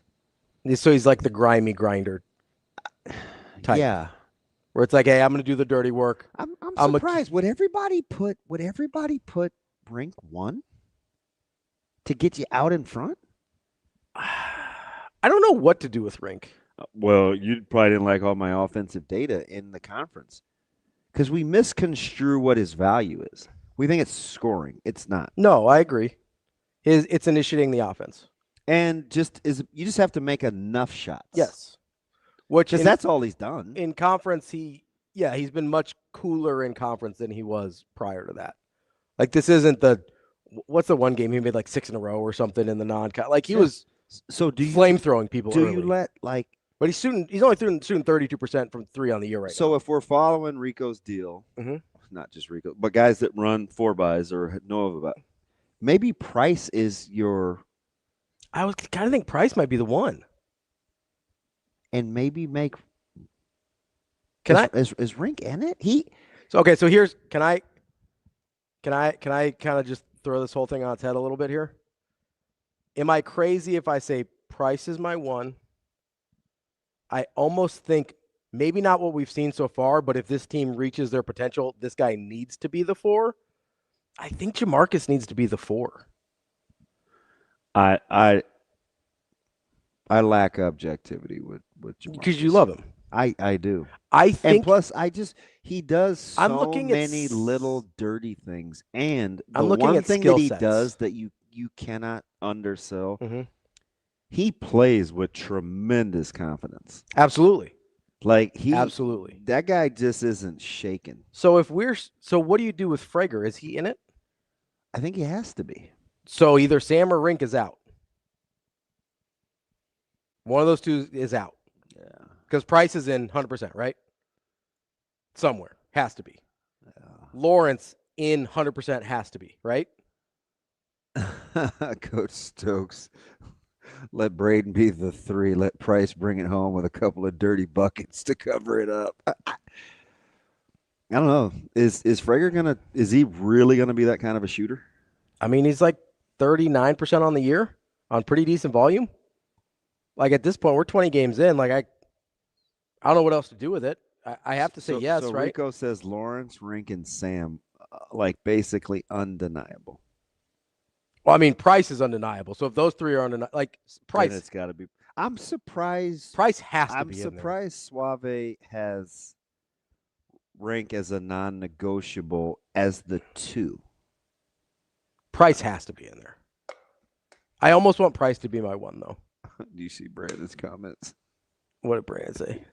Sanford is the best thing to come from us since I-80 or I-35 where I live. I agree. It's fine. At least in some time. Yeah, well, it's relatively recent too, so yeah. that may hold up. No, I mean, Rico says you saw how important Rink was against Michigan. I don't know. They got into a 1-score game. I was gonna say they almost beat Michigan without Rink. Yeah. If Frager plays but Rink does it, do they beat Michigan? And again, I don't know. I'm not picking on Suave, but I'm just saying in general, if you believe the sequence that I highlighted yesterday was of significance, it's 53-52, and Price gets the run out, gets the shot block, mm-hmm. and then the Illinois comes back and they get the 3 from Ponytail, and it's 56-52 then. Mm-hmm. Up until that point, we had still weathered the Rink storm. Yeah. It was a 4-minute. It was a bad 4-minute stretch. So I don't know. T-Mac puts a good point here. So the anchor is different depending on the team. Either you're a closer or chasing down. Has to be able to do both, which I think is right. Hey, he's a track guy. I mean, I think that's a good point. He's a track guy. So who on this team is who on this team is capable of both chasing someone, helping you chase someone down, and putting it away? That's a lot like Price. That sounds like Price. That sounds like Price. So I think I want Jamarcus as my 1 then. I think those are my 1 and 4. I'm just glad you have Lawrence in it because I think he's grossly He has underrated. to be. I think Lawrence is a non-negotiable. This he has a skill set on this team that nobody else has. So I'm with JPB. What JPB say? Read the last one. Okay. Coach Stokes. You'll never get the defensive effort you got at Michigan if Frager is playing third. Fair. Because when you're no middle, like the key spot was kind of that rover spot that like covers up along the baseline when you get the no middle, and they were able to kind of do that. But you have to know that it's not the first rotation. It's not even the second. No, it's like after the the skip. Yeah, it's after the skip. Yeah, it's after the skip, and then usually. So I call it the. I'm not picking on it. But I do think you have to play a lot of ball and have good feel for the game to know that kind of rover position. I call it the skip +1. It's where they skip and then immediately have that like touch pass either to the corner or back to the top of the key where that guy is open so much because it's so hard to scramble out of the skip, right? So like that's the 4th pass basically is the skip +1. So that's a fair point. Alex says, just don't drop the stick if we're talking relays here. Stick! No, I think so. Okay, so if we think Sanford has to be the closer based on T-Mac's comments, can either chase somebody down or put him to sleep. I mean, he's right on the characteristics. Yes. That's not really debatable. And I think Sanford's the only one that matches that characteristic. Is that fair? As a closer and a chaser? Yeah.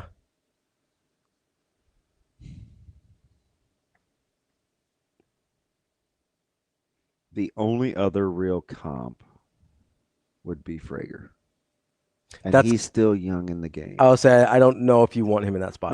No, I'm just telling you, like, if you're just right. want the skill set. For sure. So let's say Sanford's our anchor. Now, the one thing I will disagree with here, JPB, about not being guarded or closing out when you're scrambling and a guy gets an open look. Mm-hmm. I'm not ever mad at a guy for making shots that they should make. Like, that's the difference a lot of times between winning and losing. 100%. By the way, amazing Dana, T-Boz was the best looking one of the, or Chili was the best looking one of the bunch. T-Boz gets all the hype, but Chili was the best looking one of the bunch. So don't get it twisted. So if Sanford's my anchor, So she's actually from Iowa? No. I don't know. Is she? I have no idea. The most famous singer, I think, from Iowa is Tevin Campbell, if you're talking R&B. I have no idea. Tevin Campbell is from Waterloo. Big Waterloo guy?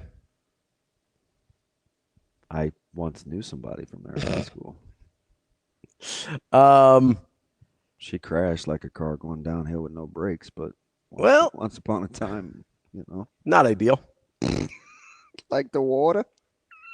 Headley says, just stick to the rivers and lakes that you're used to. We're just doing lyrics, huh? Apparently. So I'm going to go. Okay, so does that mean Jamarcus is my starter? Is my one? It's up to you. I just think if this team's going to peak, then that's how you have to look at this relay. Because they do need the pieces, to play well. And I think without question, the two that are most closely connected are Rank and Berke. Oh, for sure. They are the most, I think, dependent on each other. Because I don't think it's just a one-way. We had talked about the Rink to Berke benefits a lot. I don't think it's just a one-way street. I think Berke being able to do some of the things he does helps out Rink a lot. Like, especially on the defensive end, there's some things that Berke's able and willing to do that allows Rink to be a little bit more free and energized on the offensive end. Have you changed has your opinion on this is a quick transition, but it's still hoops, and it's just mentality? Yeah. Have you changed your opinion on Kingston Flemings? I never had a bad opinion on Kingston Flemings. Okay. Top 5? I mean, he's definitely in the group. Like, he's in the group. I don't know what you think he's a legit 6'4"? He's thin. I don't know. I don't. Look at your boy Husker. I can't even say the word. Corey Taylor, great singer. I'm just going to call him AP. I don't know. Why, BP? He says Berke more important than Rink. Why? I don't think that's accurate. I just want to know why. Because you could make the case with the defensive rebounding and the switching. He gets a lot of hustle stuff, too. He does. When Berke rebounds, this team's better. Yeah, let me see how he phrased it. Hold on. I'm more important is I am interesting. basically holding hands with JPB. I mean, holding hands, which is kind of weird. On Flemings? Just the last one. Yeah. I actually appreciate what he does. I'm just a little resistant about the narrative around him. 100%. Who's he talking about? Who's he talking about? Braden. Oh, sure. No, I think that's fair. I think we are projecting some a little bit on what we think he can be. Yeah, but we want Nebraska to make this run. So we've played this game all year. Yeah, he needs to This is the one program that has had no restrictions about thinking ahead and extrapolating and having fun with the outcome. We would be terrified if it was football. You better win week 1 or the most important game is like this team has been allowed to have fun. If it was baseball, it would be like, well, who's your Friday night starter? You need a Sunday guy. Like they don't get to the freedom of not having been in the College World Series before. Yeah. So, like, if this is what we're doing with basketball, I'm just all the way in. So let me ask though. So let's entertain BP's thoughts here. Let's say that Berke might be more important than Rink. If you're, well, we're entertaining it. We're not saying it's one way or the other. All right. So let's say Berke brings more to the table defensively, on the rotations, on the switches, and on rebounding. Fair? Defense, rotations in terms of switches and rebounding. Okay. Berke, let's say Berke brings more to the table there. Is that more valuable or more important than facilitating than offense initiating the offense from 28 feet? Because that's what it comes down to, basically, right? If we're asking which is more important. I think we're missing one, and it's glaring. What I say at halftime against Illinois that bugged me.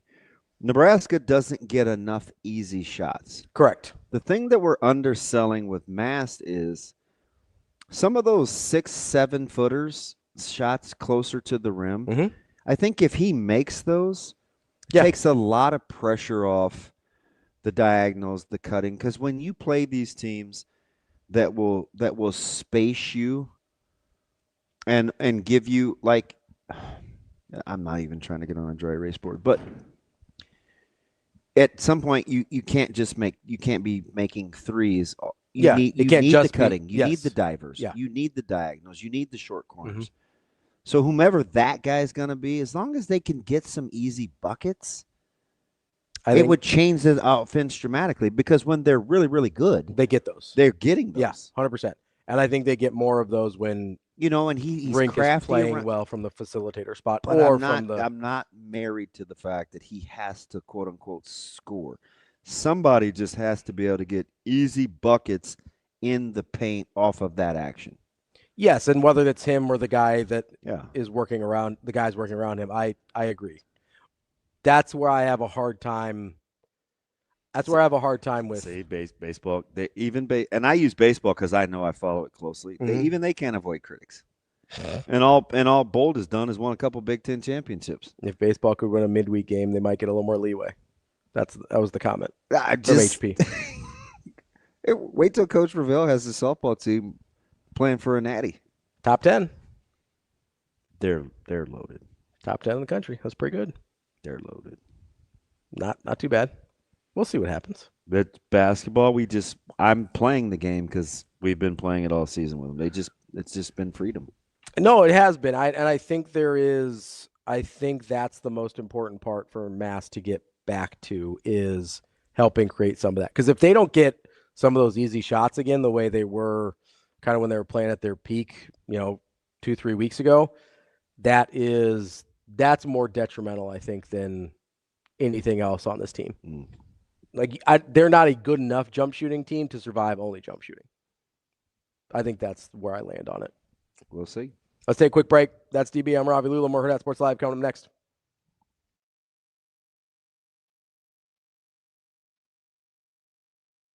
Yeah, I mean, it's just some of it was matchup driven. Blake is probably been, per minute played, one of our best rebounders, and we knew we were going to need some rebounding help against them. And Nick's pace and ability to get into the paint and be quick in transition, and I think Ty's done a good job. I think Isaac was doing a good job. I just felt like it was probably time to mix it up. And as you heard them say, that they don't care. I mean, fans make a bigger deal out of starting lineups than we do in the locker room. Like, everybody needs to do their job, whatever that job might be on that particular night.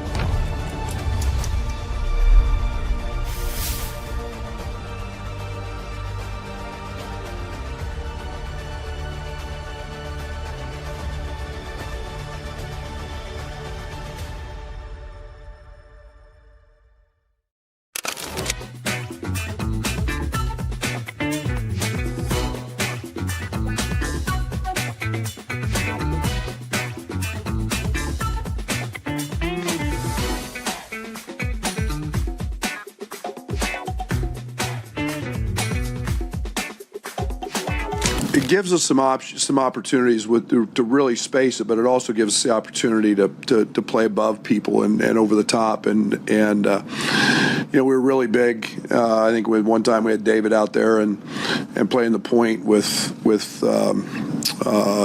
maybe Ben at the 2, Merck and those two. So you throw a bunch of 6'9" to 7'2" guys out there, it gives us a chance to do that. But Merck gives us that luxury because of his ball handling and his passing. But Merck threw a heck of a pass to him over the top of Burke for the one lob. But and then defensively we get protecting the rim pretty good with both those guys in there.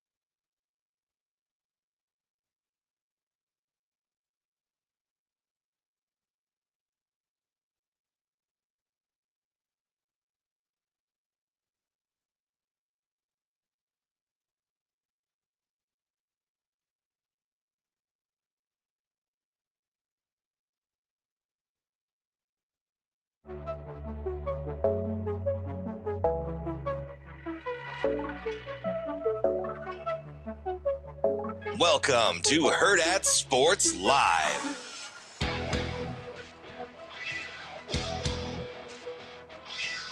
Welcome back, Hurrdat Sports Live. That's DBM Ravi Lulla here at Hurrdat Sports Bar and Grill. In just a couple minutes here, we're going to talk to Zach PERELES from CBS Sports about a little NFL. I don't know if you noticed there's a big game this weekend.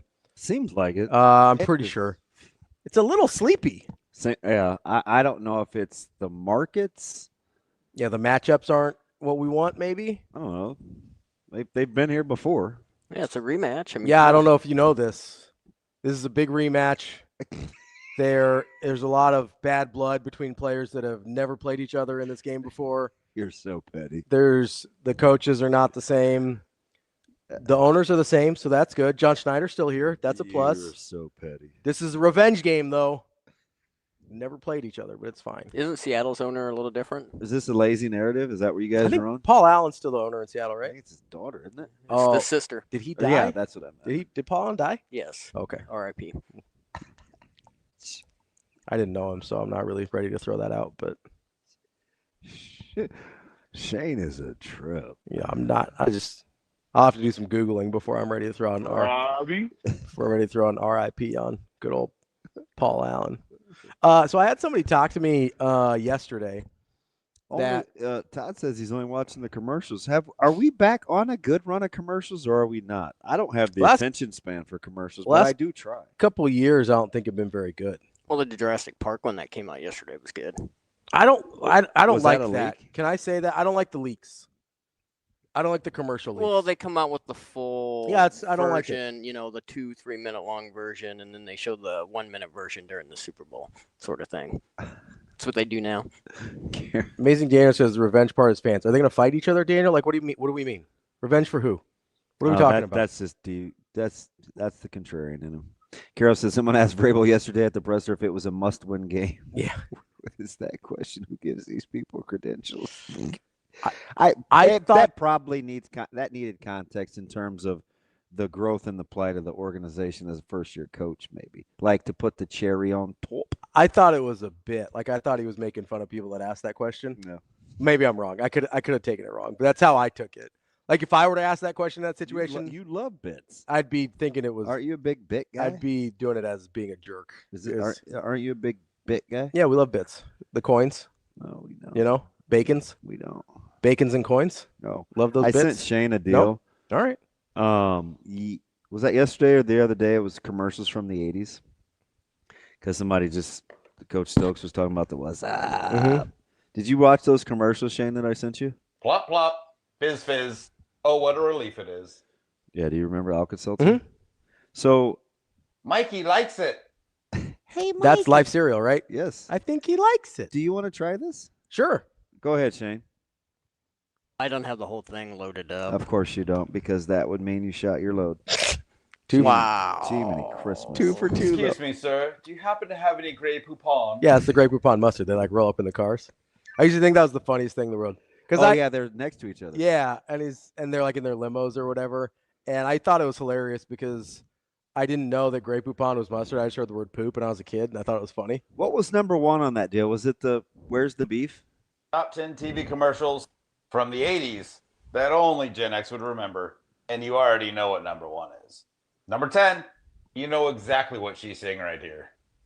Number 9, Mikey likes it. Go back to Number 8. Fast forward to actually 1. hear- See what 1 was. Was it the Where's the Beef? Sing this with me.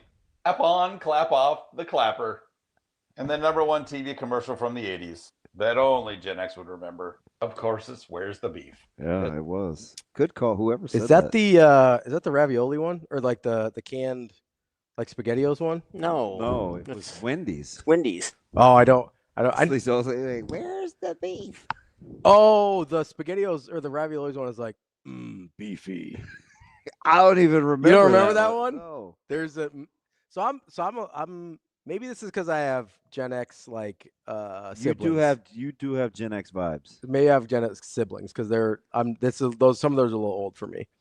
But I don't have the Where's the Beef one. Do you remember? What happened to me? Oh, there I am. What is going on with my volume? I don't know. You keep cutting out. I don't know what happened. It's fine. It's fine. It's fine. It's fine. Shane, where's our? There I go again. Our guest is here. All right. Well, we need to get smarter and ask him about some of these press conference questions. Let's get to our guest, Zach Peerless from CBS Sports, covering the NFL. Zach, how are we doing this morning? I'm good. How are you guys? We're good, Z. I'm just curious. We're watching some of these. I'm unapologetically a press conference nerd. I've been that way for 35 years. But is there anything less interesting in terms of like getting guts than early Super Bowl press conferences? Like we've established that these are just going to be bits, right? There are some things that are more boring than that, but I can't think of them off the top of my head. I actually was just listening to Cooper Kupp, and my goodness, it's like watching paint dry. And you can tell that, like, Cooper Kupp's a good sport. You can tell that he's like, come on, guys, like let's keep it moving here. Yeah, I my partner here likes to think he can glean a lot of things from press conferences, and I tend to not Super Bowl press conferences. Be a little bit more skeptical. Why are the Super Bowl press conferences so much worse than the rest of the year, though? Like, is there a reason for it? Like, I don't really understand it. I will say that I think that because it's the Super Bowl, there are so many people there who don't normally cover these teams or these players. Okay. It's just, especially like for Seattle, they had like they have some local guys, and I don't know a ton about like Cooper Kupp's days at Eastern Washington, for example, but that was a good part of his press conference. So to us, that's not super helpful, but for a guy who's coming from Eastern Washington, like that's an awesome opportunity for him. So I think you get kind of these niche reporters that want 5 minutes of talking to Cooper Kupp about his time at Eastern Washington, but for a larger general larger general public audience, that's probably not the thing they're most focused on. So I'm kind of in the middle. Like I don't blame the Super Bowl for having some tough, not quite as interesting press conferences, because it is a great opportunity for people who don't normally get this access. And it's such build-up, right? So it's not like a normal game week where you get, like during the regular season. I mean, there's so much pomp and circumstance that goes with it. I would guess that hard-hitting and versatility and like guts, that'd be hard to come by over, an 8-day span. 100%. I do think that you get really good when you get really good access and really good questions from the beat writers and some of the people who are covering the sport every day. You can find some good stuff in there. You can get some good answers. This Cooper Kupp story I'm working on, Like there's some really good answers about his time with the Rams, but that came obviously in a post-game press conference after they won. So, different press conferences kind of have different levels of insight, and Super Bowl probably the level is not always super high. It's interesting watching both these coaches, the body language, the perspective. They couldn't be further apart in how they got into football, right? The high school to the analyst to the position coach to head coach for McDonald. And listen, Vrabel was fast-tracked, and there's no doubt about that. But there are similarities when I listen to their attention to detail. When you listen to both these coaches talk and listen to them all year, you can pretty easily see why their teams play the way they do. Mm-hmm. Yeah, I think that, I got to see the Patriots when they came down and they beat the Ravens in Baltimore, and you can just see like how much belief and how much former football guy there is in Mike Yes. Vrabel. Drake May was telling us that, before the game, he was saying, this is the game that I wish I was, 15 years younger and I could go put the pads on again.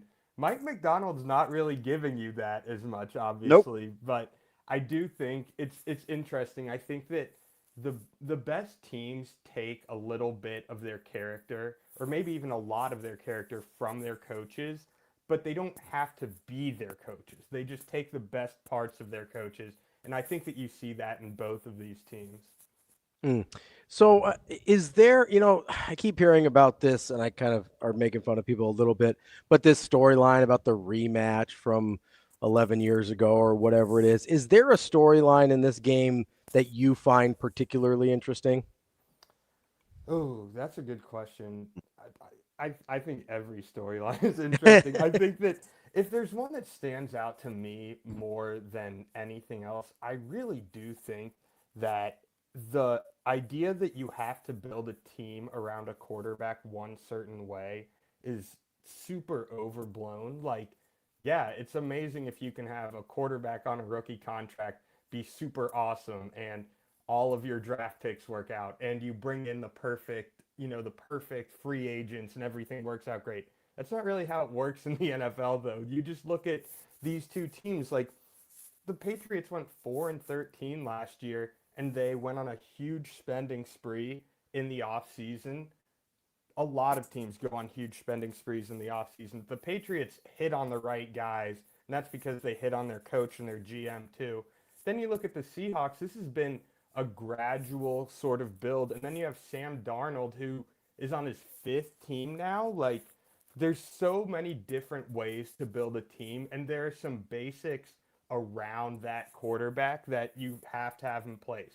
Both guys have, a really good top wide receiver, someone that kind of transcends like the reliable veteran sort of thing. Like Jackson Smith and Jigba, how good is he? Like just uncoverable, really, really good. And then both quarterbacks have they both have really good defenses too. So they're not always chasing games. So I think there's so many different ways to find the quarterback that can get you to the Super Bowl. There's no one specific way, but I'm really interested to see, like, we're either going to have, I think the numbers were Drake May would either be the youngest quarterback to ever win a Super Bowl, or Sam Darnold would be the first quarterback to win a Super Bowl playing for the 5th NFL team of his career. So you just see, like, different ways can work, but you've got to hit on a lot of things around them. So I'm glad you brought up the Sam Darnold part of that, because I was trying to figure out, and maybe you can help me here, I was trying to sort of slot where a Sam Darnold Super Bowl win would rank on some of the most unlikely quarterbacks to have won a Super Bowl. Everybody thinks Dilfer, right? But I think there's like some. He's significantly better than Dilfer. Yeah, but like you guys, Zach, I may have a moment here. I'm going to listen to your answer because I want to be respectful. I didn't say worst for Sam Darnold. I didn't say worst. I said gets most. My blood going. I said most unlikely. I think of a guy almost like a Kurt Warner, where obviously had a fantastic year and career, but in that moment, almost no one was less likely to win a Super Bowl than Kurt Warner, right? Like, so that's sort of more what I'm talking about than, oh, Trent Dilfer only started half the year and wasn't very good and he won a Super Bowl, if that makes sense. Yeah, that's a good question. I mean, I think going back, like you have, it's interesting. You have to kind of sort out some of the guys who were like injury replacements, like a Nick Foles, Yeah. Jeff Hofstetter, stuff like that. Going back, I'm looking right now at the guy. I mean, he's not Stan Humphries. Right, I mean. right. He's like a good, solid quarterback. But if you said even 2 years ago, before he signed with the Vikings, that Sam Darnold would be starting in a Super Bowl, you'd be stunned. You'd be like, this guy is a backup. This guy is a bust who's going to be a talented backup. I think, geez, I'm trying to go back and look through it. It's almost like most surprising, I think. Doug Williams, maybe? Maybe Doug Williams. I was thinking also maybe like Joe Flacco winning a Super Bowl wasn't I think at the time, I don't know if people were like, Joe Flacco is going to be a Super Bowl winning quarterback. He's kind of had like a obviously different career arc, but if you look at his accolades, he has a Super Bowl. He doesn't have any Pro Bowls. Sam Darnold obviously had the Pro Bowl last year, but Joe Flacco had been a solid starting quarterback for a while, nothing super duper special. And then, yeah, he caught fire one postseason. So maybe if Sam Darnold had done this last season, it'd be closer. But I think like Flacco almost in terms of like solid quarterback, probably makes a couple too many mistakes. But then all of a sudden he's a Super Bowl champion. And you're like, how do we evaluate this guy? I think I'm definitely not gonna die on this hill, but like for Darnold, I mean, he had to spend time in New York. I mean, he was a Jet for 3 years. He was in Carolina for 2. He only played the 4 games the second year in Carolina. I just think, for whatever it is, I don't know if we pit it against where he was drafted, which is what I really think it is. But for a guy that's thrown for 21K and 123 to 80 touchdowns and interceptions, we talk about this guy like, I don't know. He's clearly, especially his draft grade, like he's an elite level quarterback eval talent. I just give him more of the benefit of the doubt, I think, than most. Yeah, and I think that if there's anything that you can glean from this, it's that. I mean, what was his draft grade? He was like a 90. He was like a 98. Yeah, super talent. Like the arm talent has always been incredible, and I actually have a story coming up about Sam Darnold's kind of journey and what we can learn from it. The biggest thing is like if you look at the things that happened to him in New York, it was a disaster. He came into a organization, right, that was awful. He had a offensive coordinator who had been out of football coaching entirely for 4 years before that, like wasn't taking a little sabbatical coaching his son in high school or anything. He was not coaching football for 4 straight years.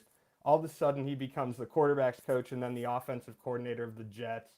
The Jets hired Adam Gase ahead of his second year. The GM who had hired Adam Gase got canned a few months later. So now you have a coach who didn't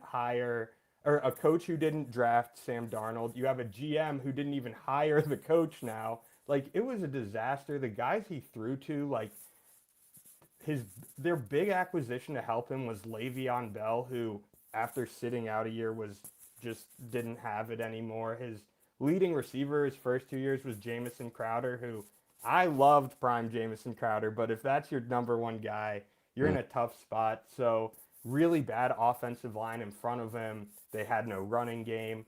It's obviously you can't take away all of the responsibility from Sam Darnold. He wasn't safe enough with the ball. He wasn't accurate enough. But the surroundings for a young quarterback dropped in New York, you can't have the NFL's worst defense and the NFL's worst skill position players and arguably the NFL's worst offensive line and expect success from a guy who has a big arm, who wants to be adventurous down the field. So I do think you're seeing some of the throws that he makes, some of the downfield throws that he makes. You see that talent that everybody saw when he was coming out of USC. It's interesting. It's a guy, he's right around an 87 QB yards. He threw, I think, 15 interceptions in New York. Hasn't thrown more than 13 since. Guys that I think are vastly undervalued, like Steve Young. I mean, in 1993, we're going to act like Steve Young didn't throw 16 picks. You know, like I tried to warn everybody. Like, I bristle up a little bit as a historian on the criticism that Darnold gets when there are a lot of great quarterbacks that have had worse years not taking care of the football, and it never comes up.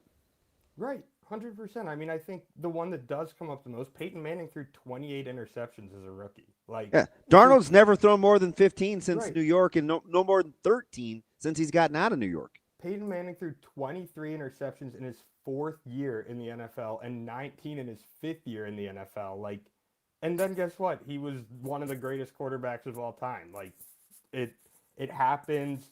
The toughest thing is determining, trying to figure out what's wrong with our organization versus what's wrong with our quarterback. I think that a lot of the guys that you mentioned, or, a Steve Young, a Peyton Manning, they had really good organizations, and the Jets have not been a good organization. Have you seen any other quarterbacks succeed there since then? No. So What about we can stretch you, Zach, because you're really smart. Oh. Have you seen anything what's going on with the Jets in their front office in terms of what's happening this year with a coach that they re-signed to play the long game, but they've yet gutted the staff? Is this a Glenn thing? Is this a Jets thing? Like, what are we doing? That organization is so difficult to understand because it just seems like there's the football side, there's the owner side, and then the owner wants to be in the football side, but say that he's not in the football side. I think The Athletic had a story come out about how his kids were helping him determine whether he should make trades based on Madden ratings. Like, it is just a disaster all over the place. Like, when that story came out, I just, I grew up as a Washington fan, and I remember all these stories would come out about how Dan Snyder would meddle in the football side of things when this guy was never a football guy. That's not his thing. It's just every offseason, it's something different. There's, the quarterback and the coach aren't aligned, or the coach is fighting for his job, so he tries desperately to plug in a quarterback that's not a good fit.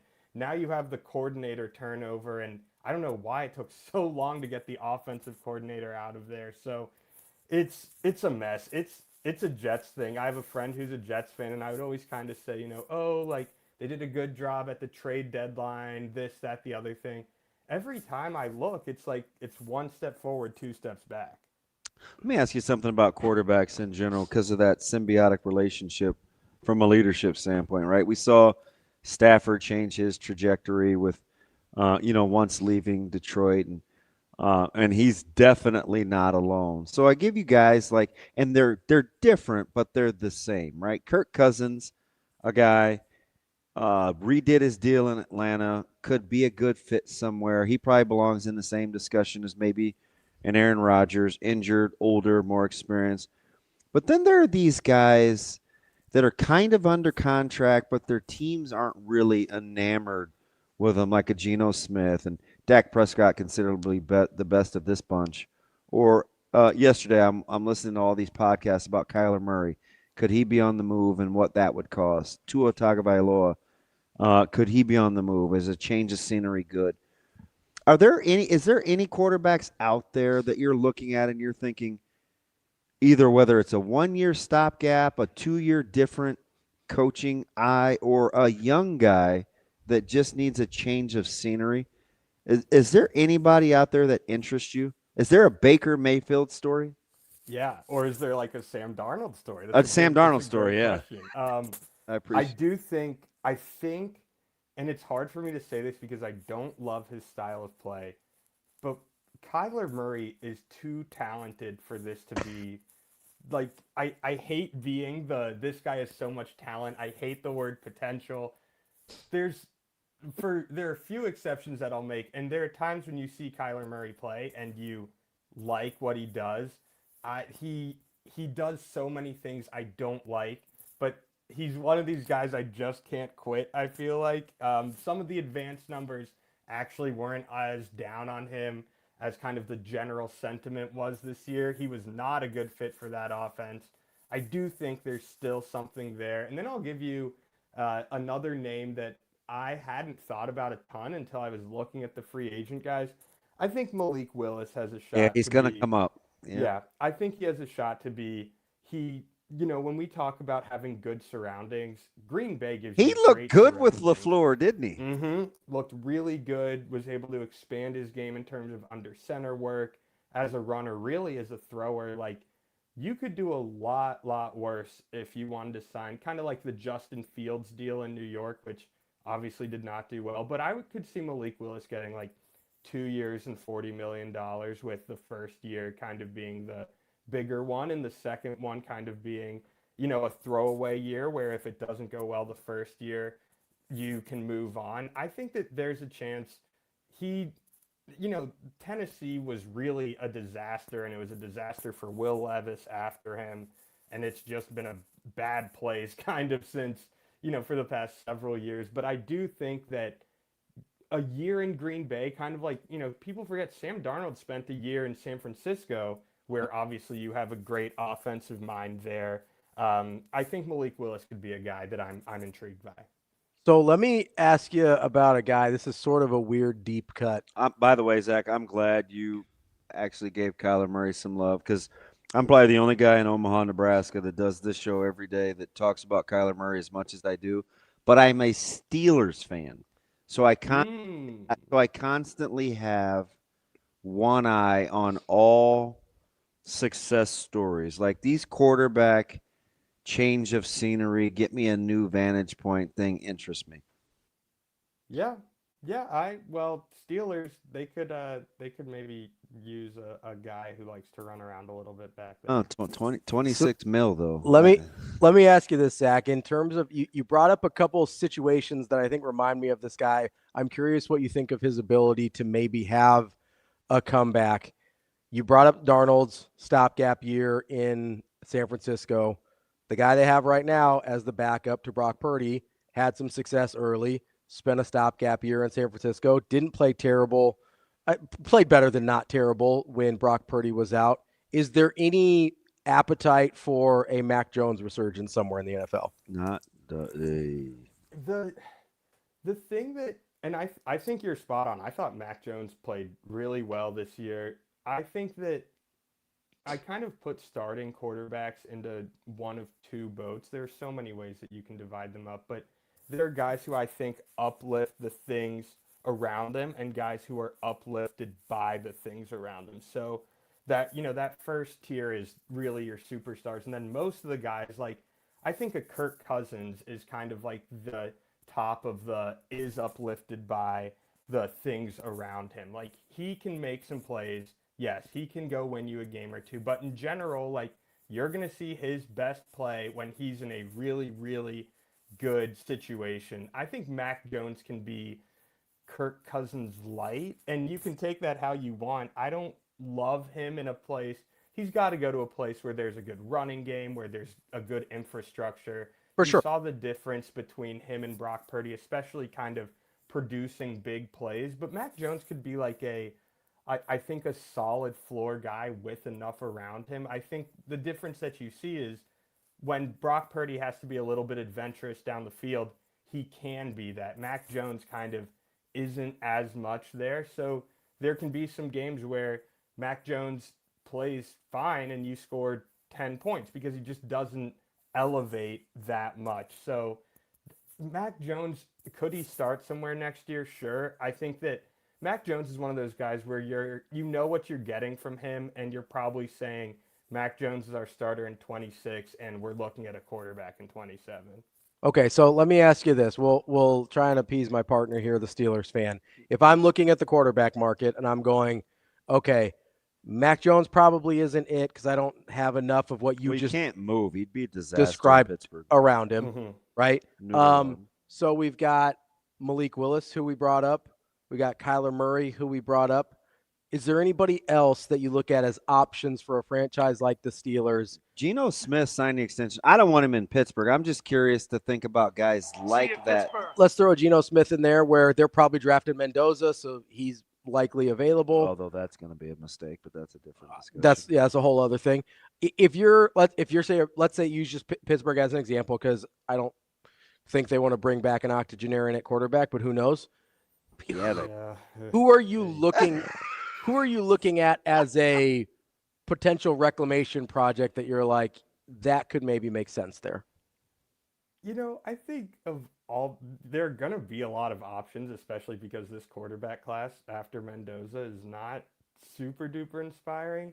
Honestly, of all the options, I would say Malik Willis, because I think I kind of was hoping for the Steelers to go in a little bit of a different direction in terms of, hey, like, not having a losing season isn't the most important thing. But I think Malik Willis gives you the best chance of, like, we could still, there's still some more toothpaste in the tube in terms of his development.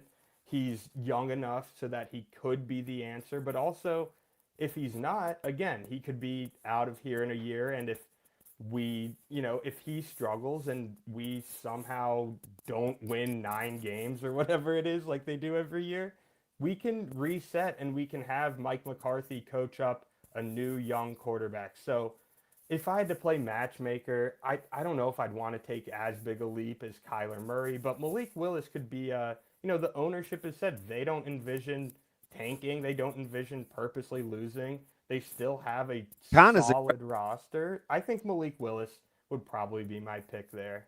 Let me ask you something, Zach, and I keep bringing him up because I think he rubs I don't know what his relationship is with management and the ownership, but there are a couple of guys that say some interesting things. I listen to Dak all the time.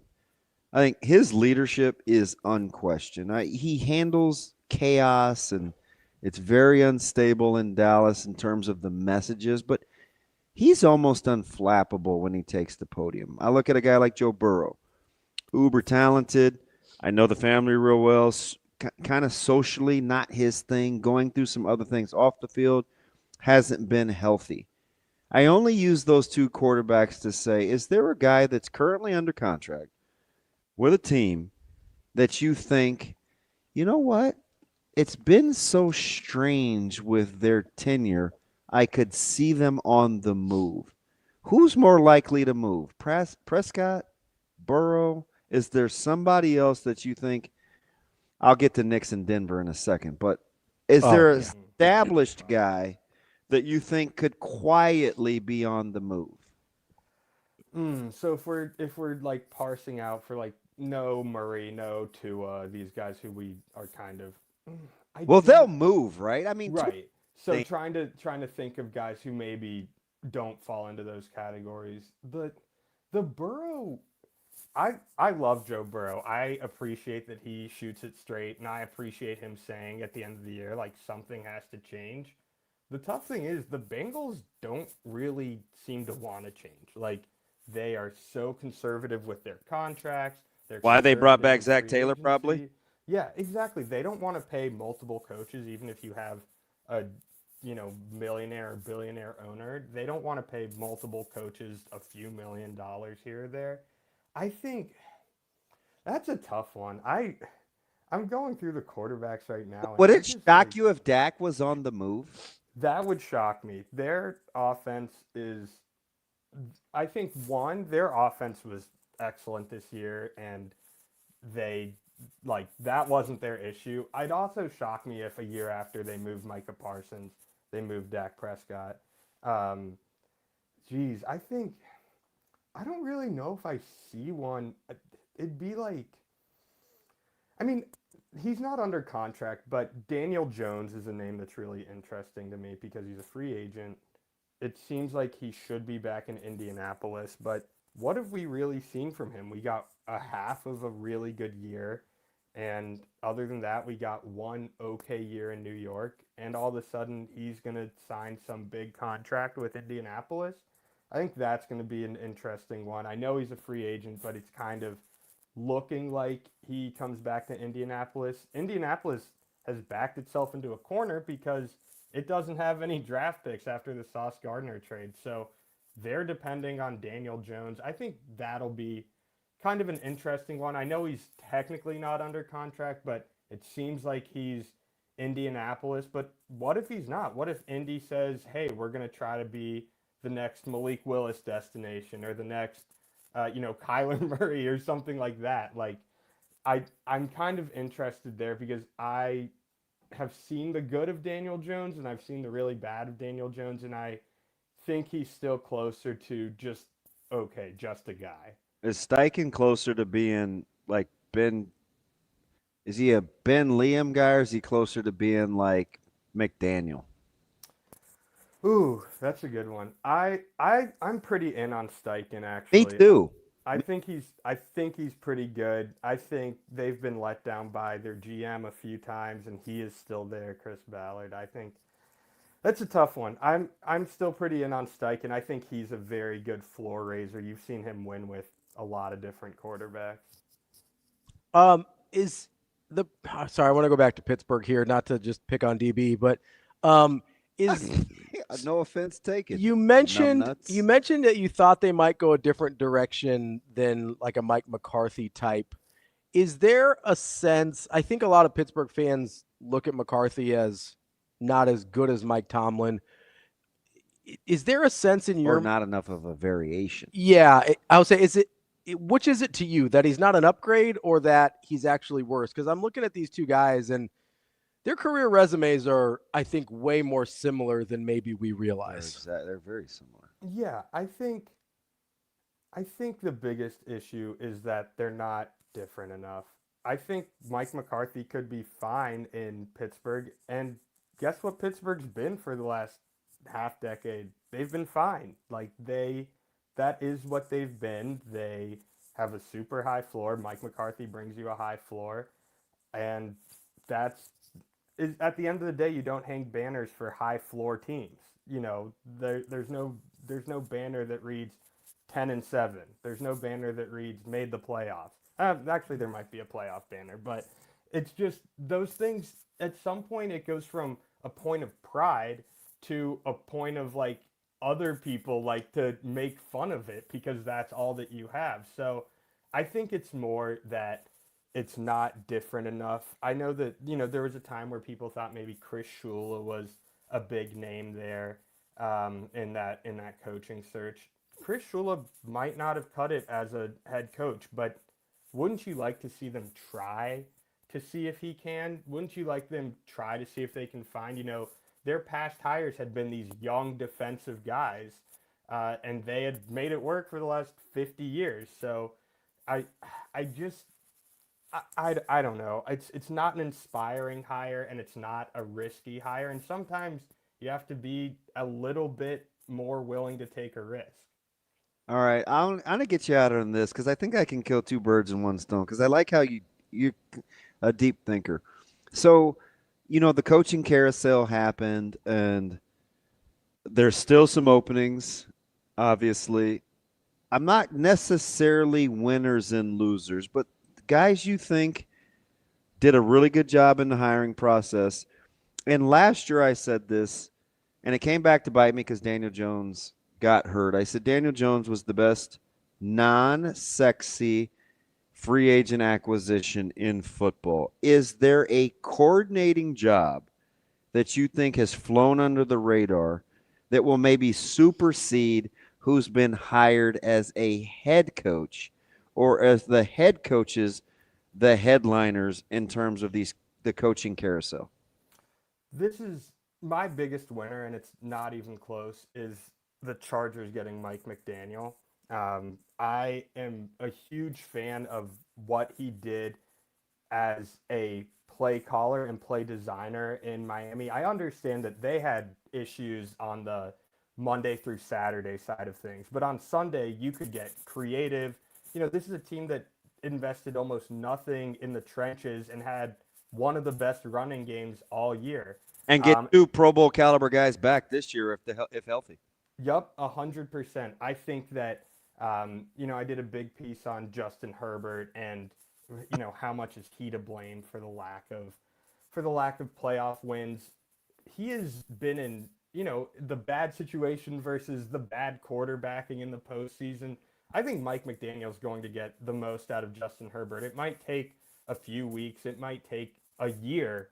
I think that what he does as a play designer and a play caller, and both of those things are really important because you can have a bunch of great plays, but if you don't call them at the right time, it doesn't really work. I'm really interested in that, and I think that it can be really an outstanding fit in terms of diversifying that passing game. Greg Roman, he's a guy who, think about Lamar Jackson in Baltimore.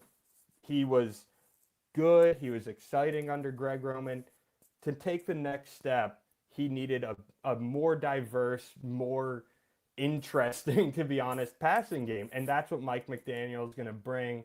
So I'm really in on that hire there.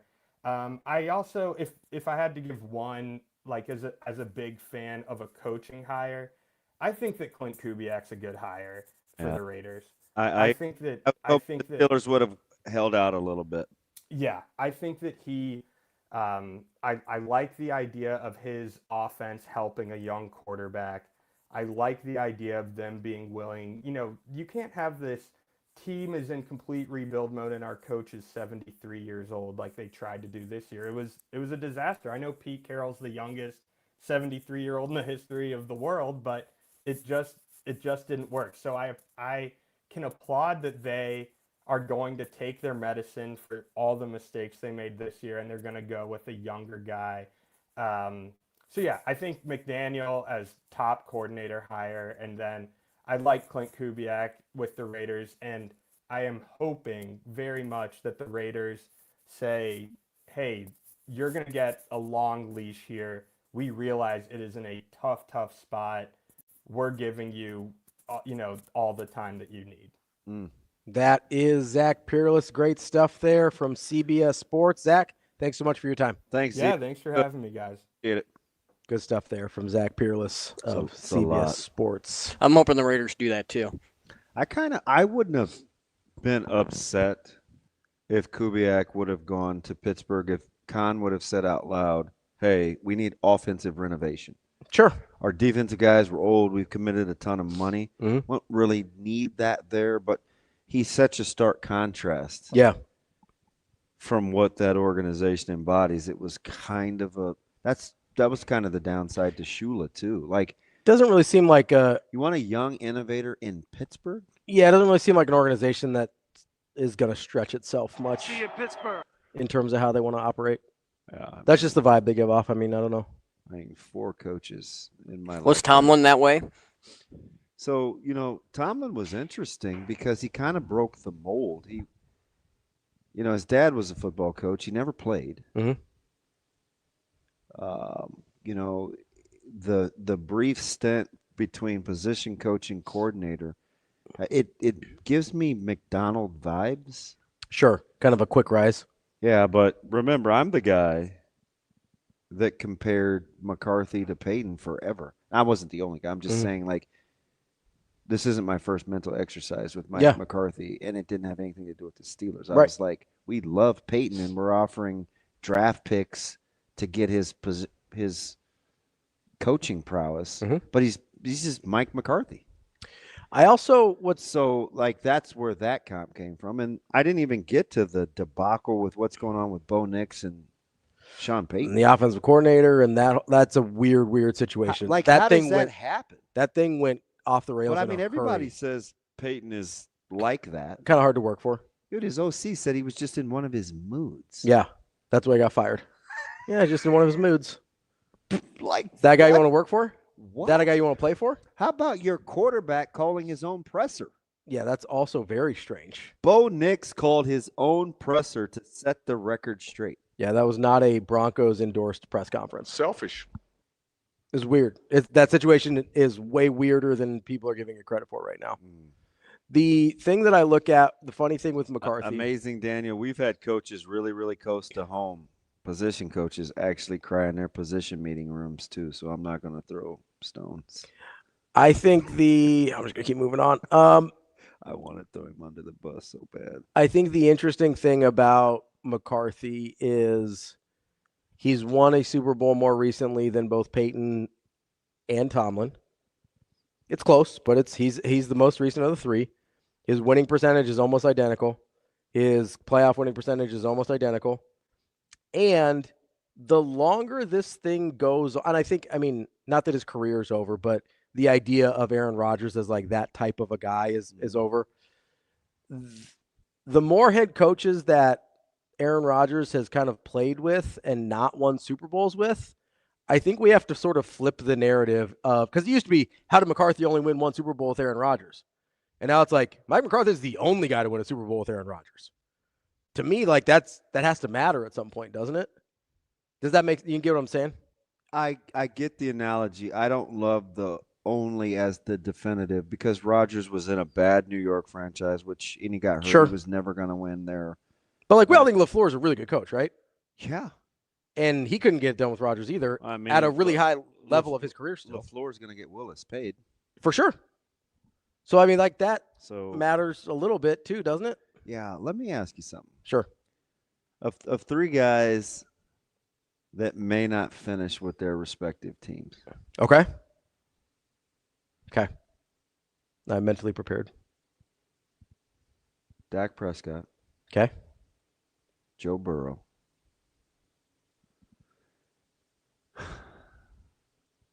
Maybe it's a 3 or 4. No. I forgot what I was going to say now, Shane. Out of three guys, Prescott, Burrow, that may not end up with the same teams. Kyler Murray in the next 2 years. You're right, Jeff. He's no longer there. Wait a minute. That can't be. Oh, I almost mistook it for Snedley Carr. Yeah. He's Out of the next 2 years. Yeah. Those three guys. What's the question? Who do I want? No. Okay. More likely to have changed addresses. Well, Kyler. Burrow's going to be the free agent the fastest. Yeah, I mean, I think Kyler changes this offseason. Like, I think Kyler is not playing for the Cardinals next year. So, even with LaFleur? Yeah, It's pretty smart. I think this is a fresh start situation for Arizona. Because I think they brought Taylor back to keep Burrow. Yeah, but that's not sustainable, right? Like, I mean, they have to win this year. I don't know. They're a mess. And they're going to move on from their best defensive player. Well, and Hendrickson. Yeah. Well, he's a free agent, right? Yeah, I mean, they're not. I don't know, Haas. If Burrow can force his way out. Yeah. Now, Cincinnati can say no. But yeah, you might end up with a stalemate there a little bit. I don't know. I don't think Murray is on. I don't think Murray don't think is the on the Steelers Cardinals. would move off of Watt. For Burrow? Just in a trade package. I'm going to be honest. There's almost no one on outside of existing really good quarterbacks. There's almost no one on any team in the league that I wouldn't move for Burrow. Yeah, I mean, you know how highly I think of him. Yeah, it's going to take 2 firsts in trade capital. Yeah, that's like there's whatever you want that I have. If I don't have a quarterback, you can have it.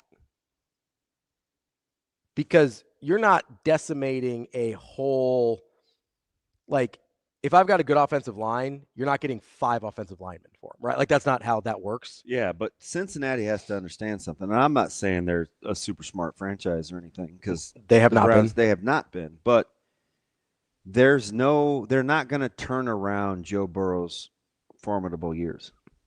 Right.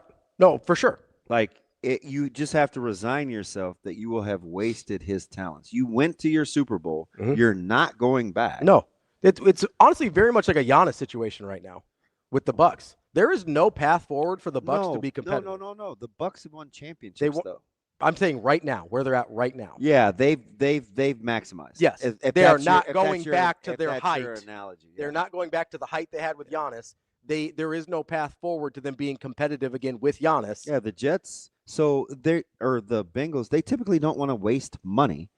You brought your coach back because you didn't want to make the change, and maybe it was a financial, peace deal maybe it was it was a piece deal for JB, but you're not going back to the Super Bowl. Mm-hmm. For sure. There is no version of this that. So at what point do you do something different? That's what I mean. You just basically tear it down and get assets. Get as many assets as possible, right? Like that's the option right now, right? Kyler Murray would have 8 suitors right now. I believe that. That's because there's not a very good quarterback play in the league. Burrow would have 20. More than that, I think. No, I'm thinking of the top 10 quarterbacks in the league. Okay. Let's say 22. You're splitting hairs, but okay, whatever. Yeah, I think everybody that does not have an established superstar quarterback takes Burrow. Yeah. Whatever that number is. Yes, I agree. Let's say 20 to 22. Yeah, whatever the number is. I think if you're okay, I don't want to be. If you're Philadelphia, so you know the third quarterback that I forgot to ask, Jalen Hurts was Hurts. Yeah, that was the third quarterback. Yeah, more likely to not be with their addresses in the next 2 years. Hurts, Burrow, or Prescott. Hurts was the one I forgot. I still well. So if you're taking Murray out of the equation, that becomes a much more interesting question to me. I was just thinking established guys. In that case, I think it's Burrow is most likely to not. Are you watching Hurts bit at the Pro Bowl? Dude, I don't know what to do with Hurts. You know I'm not a Hurts guy, so everything he does, like I know bugs you. So like it's hard for me to be objective there. But if let's say you're the Eagles right now, and Goff is interesting. The Bengals say, hey, give us Hurts and a bunch of draft capital and maybe one of your defensive linemen, and you can have Joe Burrow. Do you do that if you're the Eagles? That's tough. So give me Hurts, one of your defensive linemen, and 2 firsts. You got to take. I mean, is he going to redo the deal? Sure. Because Hurts or Burrow? Murray has the stickiest deal. Burrow makes the most. Yeah. But Burrow is the best of the available. Although you guys sleep on Dak. Dak's pretty good. Dak is really good. I will take Burrow over Dak, though. No, I get it. You also know I am enamored with Burrow. I don't think Dallas moves off of Dak, but Dallas has like 1 year. Because you're going to have to re-sign Pickens. So yeah.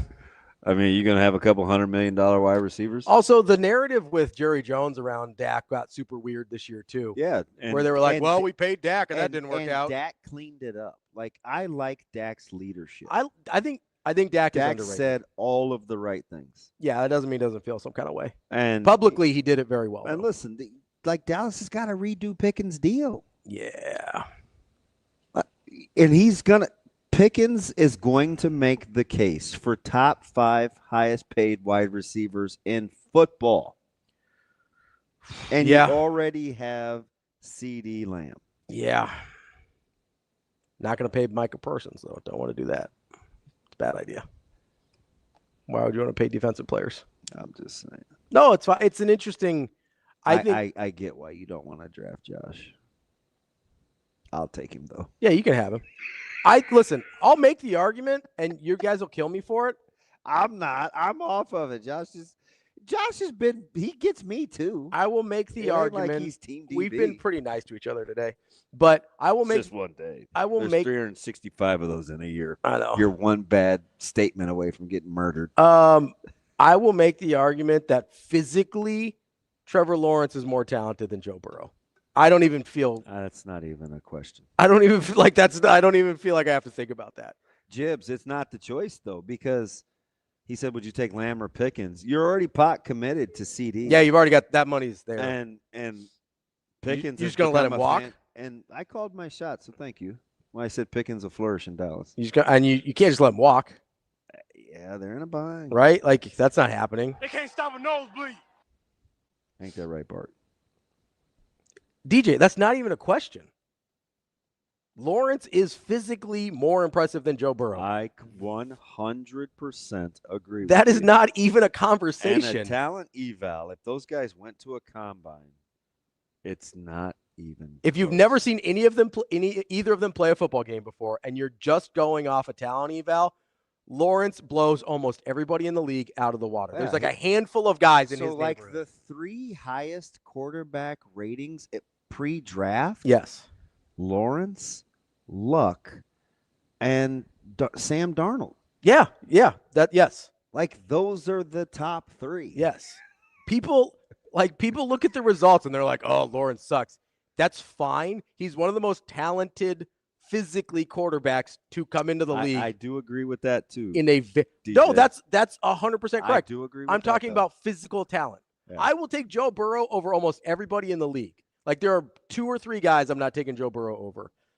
Lawrence physically. Does Burrow get T. Higgins? Because I'm just going to let you know with expected catches and targets, T. Higgins is top 4 receivers T. Higgins in is the a monster. league. If you're an analytics nerd. But DJ, your exact point there, Joe's the killer and Lawrence isn't. That's why the physical doesn't matter between the two. I don't know if they franchise. So here's the thing, Cape. He doesn't seem like a guy that would do well on a franchise That's tag. what I would. Dude, that's a good. Like, were you in my head? So, and KP, he's a Steelers guy, so he's familiar with Pickens. I don't think Pickens is a guy you can franchise. Some guys are cool with that, and they'll rock with you. You know who? I can't see Pickens being like, "Yeah, man, tag me." That dude's gonna want his money. DJ, I understand measurables can't tell the whole story. We were very specifically talking about measurables, though. Like, we gotta keep up here a little bit. No, I agree. Pickens isn't gonna play the Jerry Jones game where you slow play me. Yeah, like Pickens will talk crazy. Well, and if you talk crazy about him the way he was about Parsons or Prescott, like he will choose violence. I just don't. Like, I want to go back to the Burrow thing because I don't want you to think that's a hot take. I don't. When Murray was in the discussion, that was a different thing. When it's Jalen Hurts, we're having a different conversation because those 3 guys are all 3 guys that I think on the surface you go, oh, they wouldn't move off of them. They can't protect Burrow. No, not at all. You can't stop a Bart Scott nosebleed. Can't wait. You're gonna. They can't stop a nosebleed. Like Burrow is not dumb. He's super. He's really bright. Family, like really bright. Super smart. He knows it's like either I really love the game and I'm just gonna go out and try to stack stats. Because I'm not gonna be able to play for championships. Also, you don't think he's not tired of just getting his head beat in every week because he doesn't have a single soul to protect him? Anybody can be beat. Like. I sit here and I go, like, I understand the Jamar Chase is awesome thing. You know who would be really useful right now? Penei Sewell. You know who'd be really useful right now? Any functional NFL offensive lineman. Like, you think he wants to keep doing that? I mean, I'm with you. See you in Pittsburgh. So, like, and Shane, because I love you and I treat you like family, you better pray that the Raiders don't draft Mendoza. Because I'm just telling you, he ain't it. I'm not a Mendoza guy as an NFL prospect. I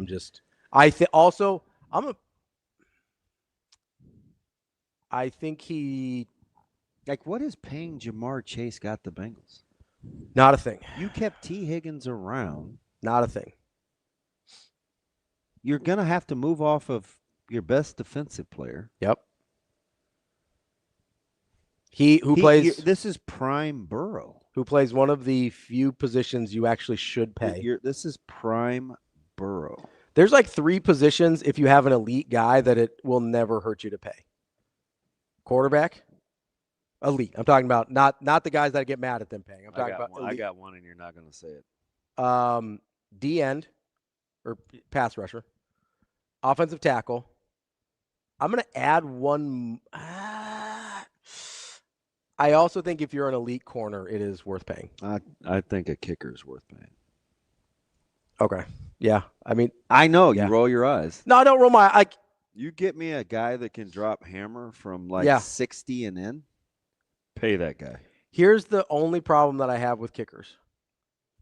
Is some of them are awesome for years at a time and then just completely stop making Well, kicks. I mean, there's the whole mental thing. They keep showing this guy getting his hairpiece knocked off. We're going on like a week of this, and he took it off. It's like 2 days. This happened over the weekend.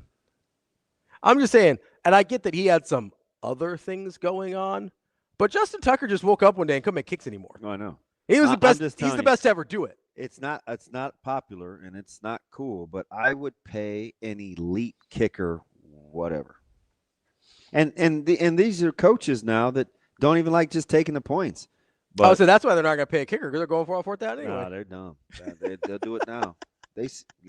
Hey, Sean McDermott doesn't have a job. Neither does Harbaugh. Yep. There's a lot of guys that should have.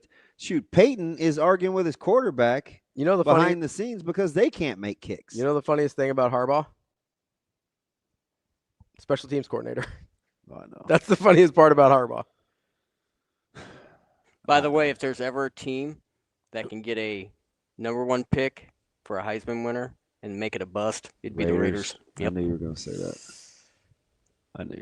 Yeah, I just don't think you draft Mendoza 1 because don't fall into that trap. I am not. I think he was really good in college. I don't know what to do with him as an NFL prospect. I think if he's in other classes, we're not having this conversation about him as a number 1 overall pick. Well, I mean, you can't. I mean, yeah, but you can't go back and get that. No, but I mean, this is the thing that frustrates me about teams drafting, right? Just because be a fascinating draft, like just pick a D lineman or a rush in, you should be good. That, I mean, agreed, pretty deep. Agreed, but the Raiders need a quarterback though. Just because he's the best quarterback this year doesn't mean he's a good quarterback. You know what I mean? Like Kenny Pickett was the best quarterback one year. Yeah. Like there's. I see what you did there. I wasn't trying to be mean. He's just the worst one I could think of right off the top of my head. Dumb. Like there's not good quarterbacks every year. You can't just say, well, he's the best quarterback. Got to take him 1-1. Yeah, and if he's not your franchise quarterback, then don't take one. Yeah, exactly. That's my point. That's why I bring up in other years he wouldn't be in this conversation is because if he's not in the conversation in other years, then you probably shouldn't take him this year either, especially if there's better options at other positions that are valuable, like rush end or D end. Pretty valuable position, right? Lots of options there. And I would have to do some research. I would guess a much higher hit rate than at quarterback. Like, don't get me wrong, there's been some famous busts on. And we'll get to this because I love the draft. Yeah. But I saw a couple guys yesterday on their podcast that gave Love the Ashton Genty grade. Really? Mm-hmm. I like Jeremiah Love a lot. And I mean, but I don't know. He's really, really good. I can't wait to see his numbers. Dude, what he tests at? Teddy and like those guys just talk about him. Yeah. I don't know, man. So I have a hard time because Love fits my eye better than Genty does. Could go to the Saints at 9. What'd the Raiders take Genty at, Shane? It was early. No bleep. I don't remember. I'll look it up for you. Because they got the tight end at 12 or 11. Like, what'd they get Genty at? We'll find it here. You know I'm a good Googler, so just give me a minute. Oh, you're fat fingering that thing, man. Just type like a normal person. 6th. Yeah, Love's going in the top 10. So it's a very similar grade. I like Love's style aesthetically better than Genty's, so it's hard for me to be objective.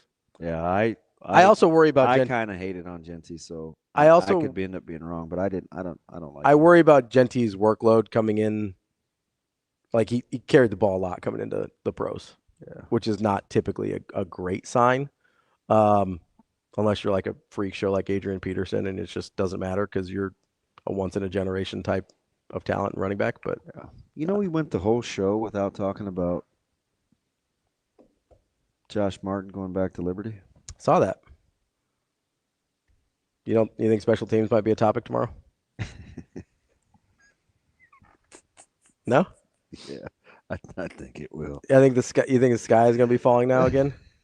I don't know, man. Do you well, let me ask this. I just want to watch spring ball. Let me ask this. Do you think people had got, because I don't think we got here, but maybe we did. Do you think we had gotten to the point, because this is a very It's a very fan thing, but especially Nebraska fan thing to do. Do you think we had gotten to the point where we had been like, okay, I'm over the Eckler thing. I'm all in on Josh Martin. Like, had we gotten to that point yet in our coping mechanisms? No. I don't think so either. So I don't think it's going to ring the same way some of these other ones have. No. I think we're still coping with the Eckler thing. All right. Brett Maher, come on down. No, I'm just playing. Are you? Let that shit sink in. Don't you coach special teams? Let that bleep sink in. Hey, let it sink in, Shane. Let that shit sink in. What's sinking? That's a good pull. It's better to shit in the sink than to sink in the shit. What on earth? He likes babies. Apparently. These guys are awful young. I'm ready to go another hour. I don't know about you. Shane, don't Hey, even give that. we You're going to being start playing the music at 10:02, being like, hey, wrap it up, homie. We need to make an executive decision too, Shane, because I know you're terrified of Jess, but she's on tomorrow for our National Women in Sports Day. We talk to her every week anyway. But Dr. Elza has volunteered to come in studio. Oh, has she? That'd be terrific. She said, hey, I'm back in town. Do you want me to come in studio? Is Jess on the schedule? She isn't yet because Shane is a gump. But like Bubba? Yeah. Do we have Dr. Elza is intimidating. I think we should have her in studio. Let's do it. Dude, she's a genius. Why not? I know. I like her. That's why I asked for her. I know. I'm well aware. I'm enamored. Like I'm a big fan. Are you really? Yeah, I'm a big fan. Okay. I just like there's something going on there. I just like Yeah, she fits your personality traits. kind of like stands on business, like gets stuff done. Like I 0 F's given. I kind of She's gonna figure it out. Yeah. Like, hey, it doesn't. You did ask for her. Yeah, I'm fascinated by like the role she plays, and you know what it is. I think part of it. This ought to be good. This is I'm probably being too honest here. She has the type of job that I want, where it's like a little ambiguous, but it's just like, hey, people need. You're the fixer. Yes, people need some much. Dr. Els will take care of it. Okay. I ask her about that tomorrow. See if it stresses her out. I imagine. Well, I'm sure it does. Dude, I was watching her at the bowl game. I was floored. I mean, just a headache. I feel like Rule just like sends her a message. It's like, hey, we need this, and this done. She's like, I got you. That's the vibe that I get. Yeah. You want that kind of pressure? Well, it's not pressure, man. It's just football. Pressure's a privilege. It's just, I'm not doing brain surgery over here. Like, I think it's going to be okay. Here today, going tomorrow. You know what I mean? Like, yeah, I'll talk to her. I'll take my chances with, like, pressure comes in different forms. So I have a feeling we won't be doing much talking tomorrow. We'll do a lot of learning. Yeah, we got to learn ourselves a little bit. Got to become educated. But yeah, it's National Girls and Women's in Sports Day. So we'll talk to Dr. Elza. We'll talk to Jess if Shane can figure out how to get her on the schedule. We'll also have our regulars, Brian Christopherson. And so I don't get fined. Exactly. Shane would hate Dr. Elza's job. Shane would get whooped by Dr. Elza. Zero question in my head. Listen, I raised my hand in public around her. Excuse me, ma'am. Excuse me. I think she likes me for some reason. Yeah, I don't know. Maybe she does. Maybe she doesn't. I don't know. We don't really talk about this job. Yeah. So I don't know. Who knows? I don't know. Maybe that's just part of my irrational confidence. I think everybody likes me a little bit. And then Shane, on National Signing Day, did you get held locked up? Yeah, he's on. Okay. There we go. Shane's acting like he's terrified over there. This dude's got like a little yellow puddle. Yeah, we need to get out of here. See, told you. You're like Bella sitting in a little puddle, scared because you tinkled. I had an accident. She's a G, though. What did I say? 10:02. He's saying going out. He goes 3 more minutes. He's like, I'm tapping out. Yeah, it's getting hectic. He's like, I can't do it. His crush is going to be on, and then we don't. Intimidator's going to be on. We don't have a clock. We go as long as we want, Shane. He's like, man, I'm out. He's like, I'm cutting this thing off, whether you guys keep talking or not.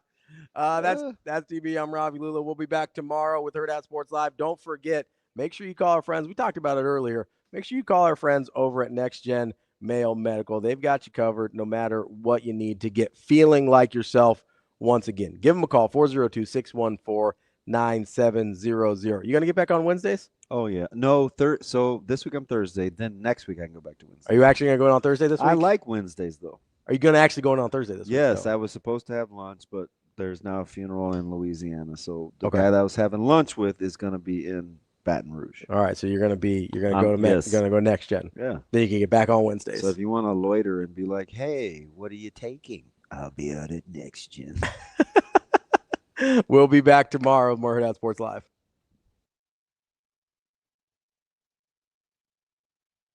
See you. Have a good day. Love you.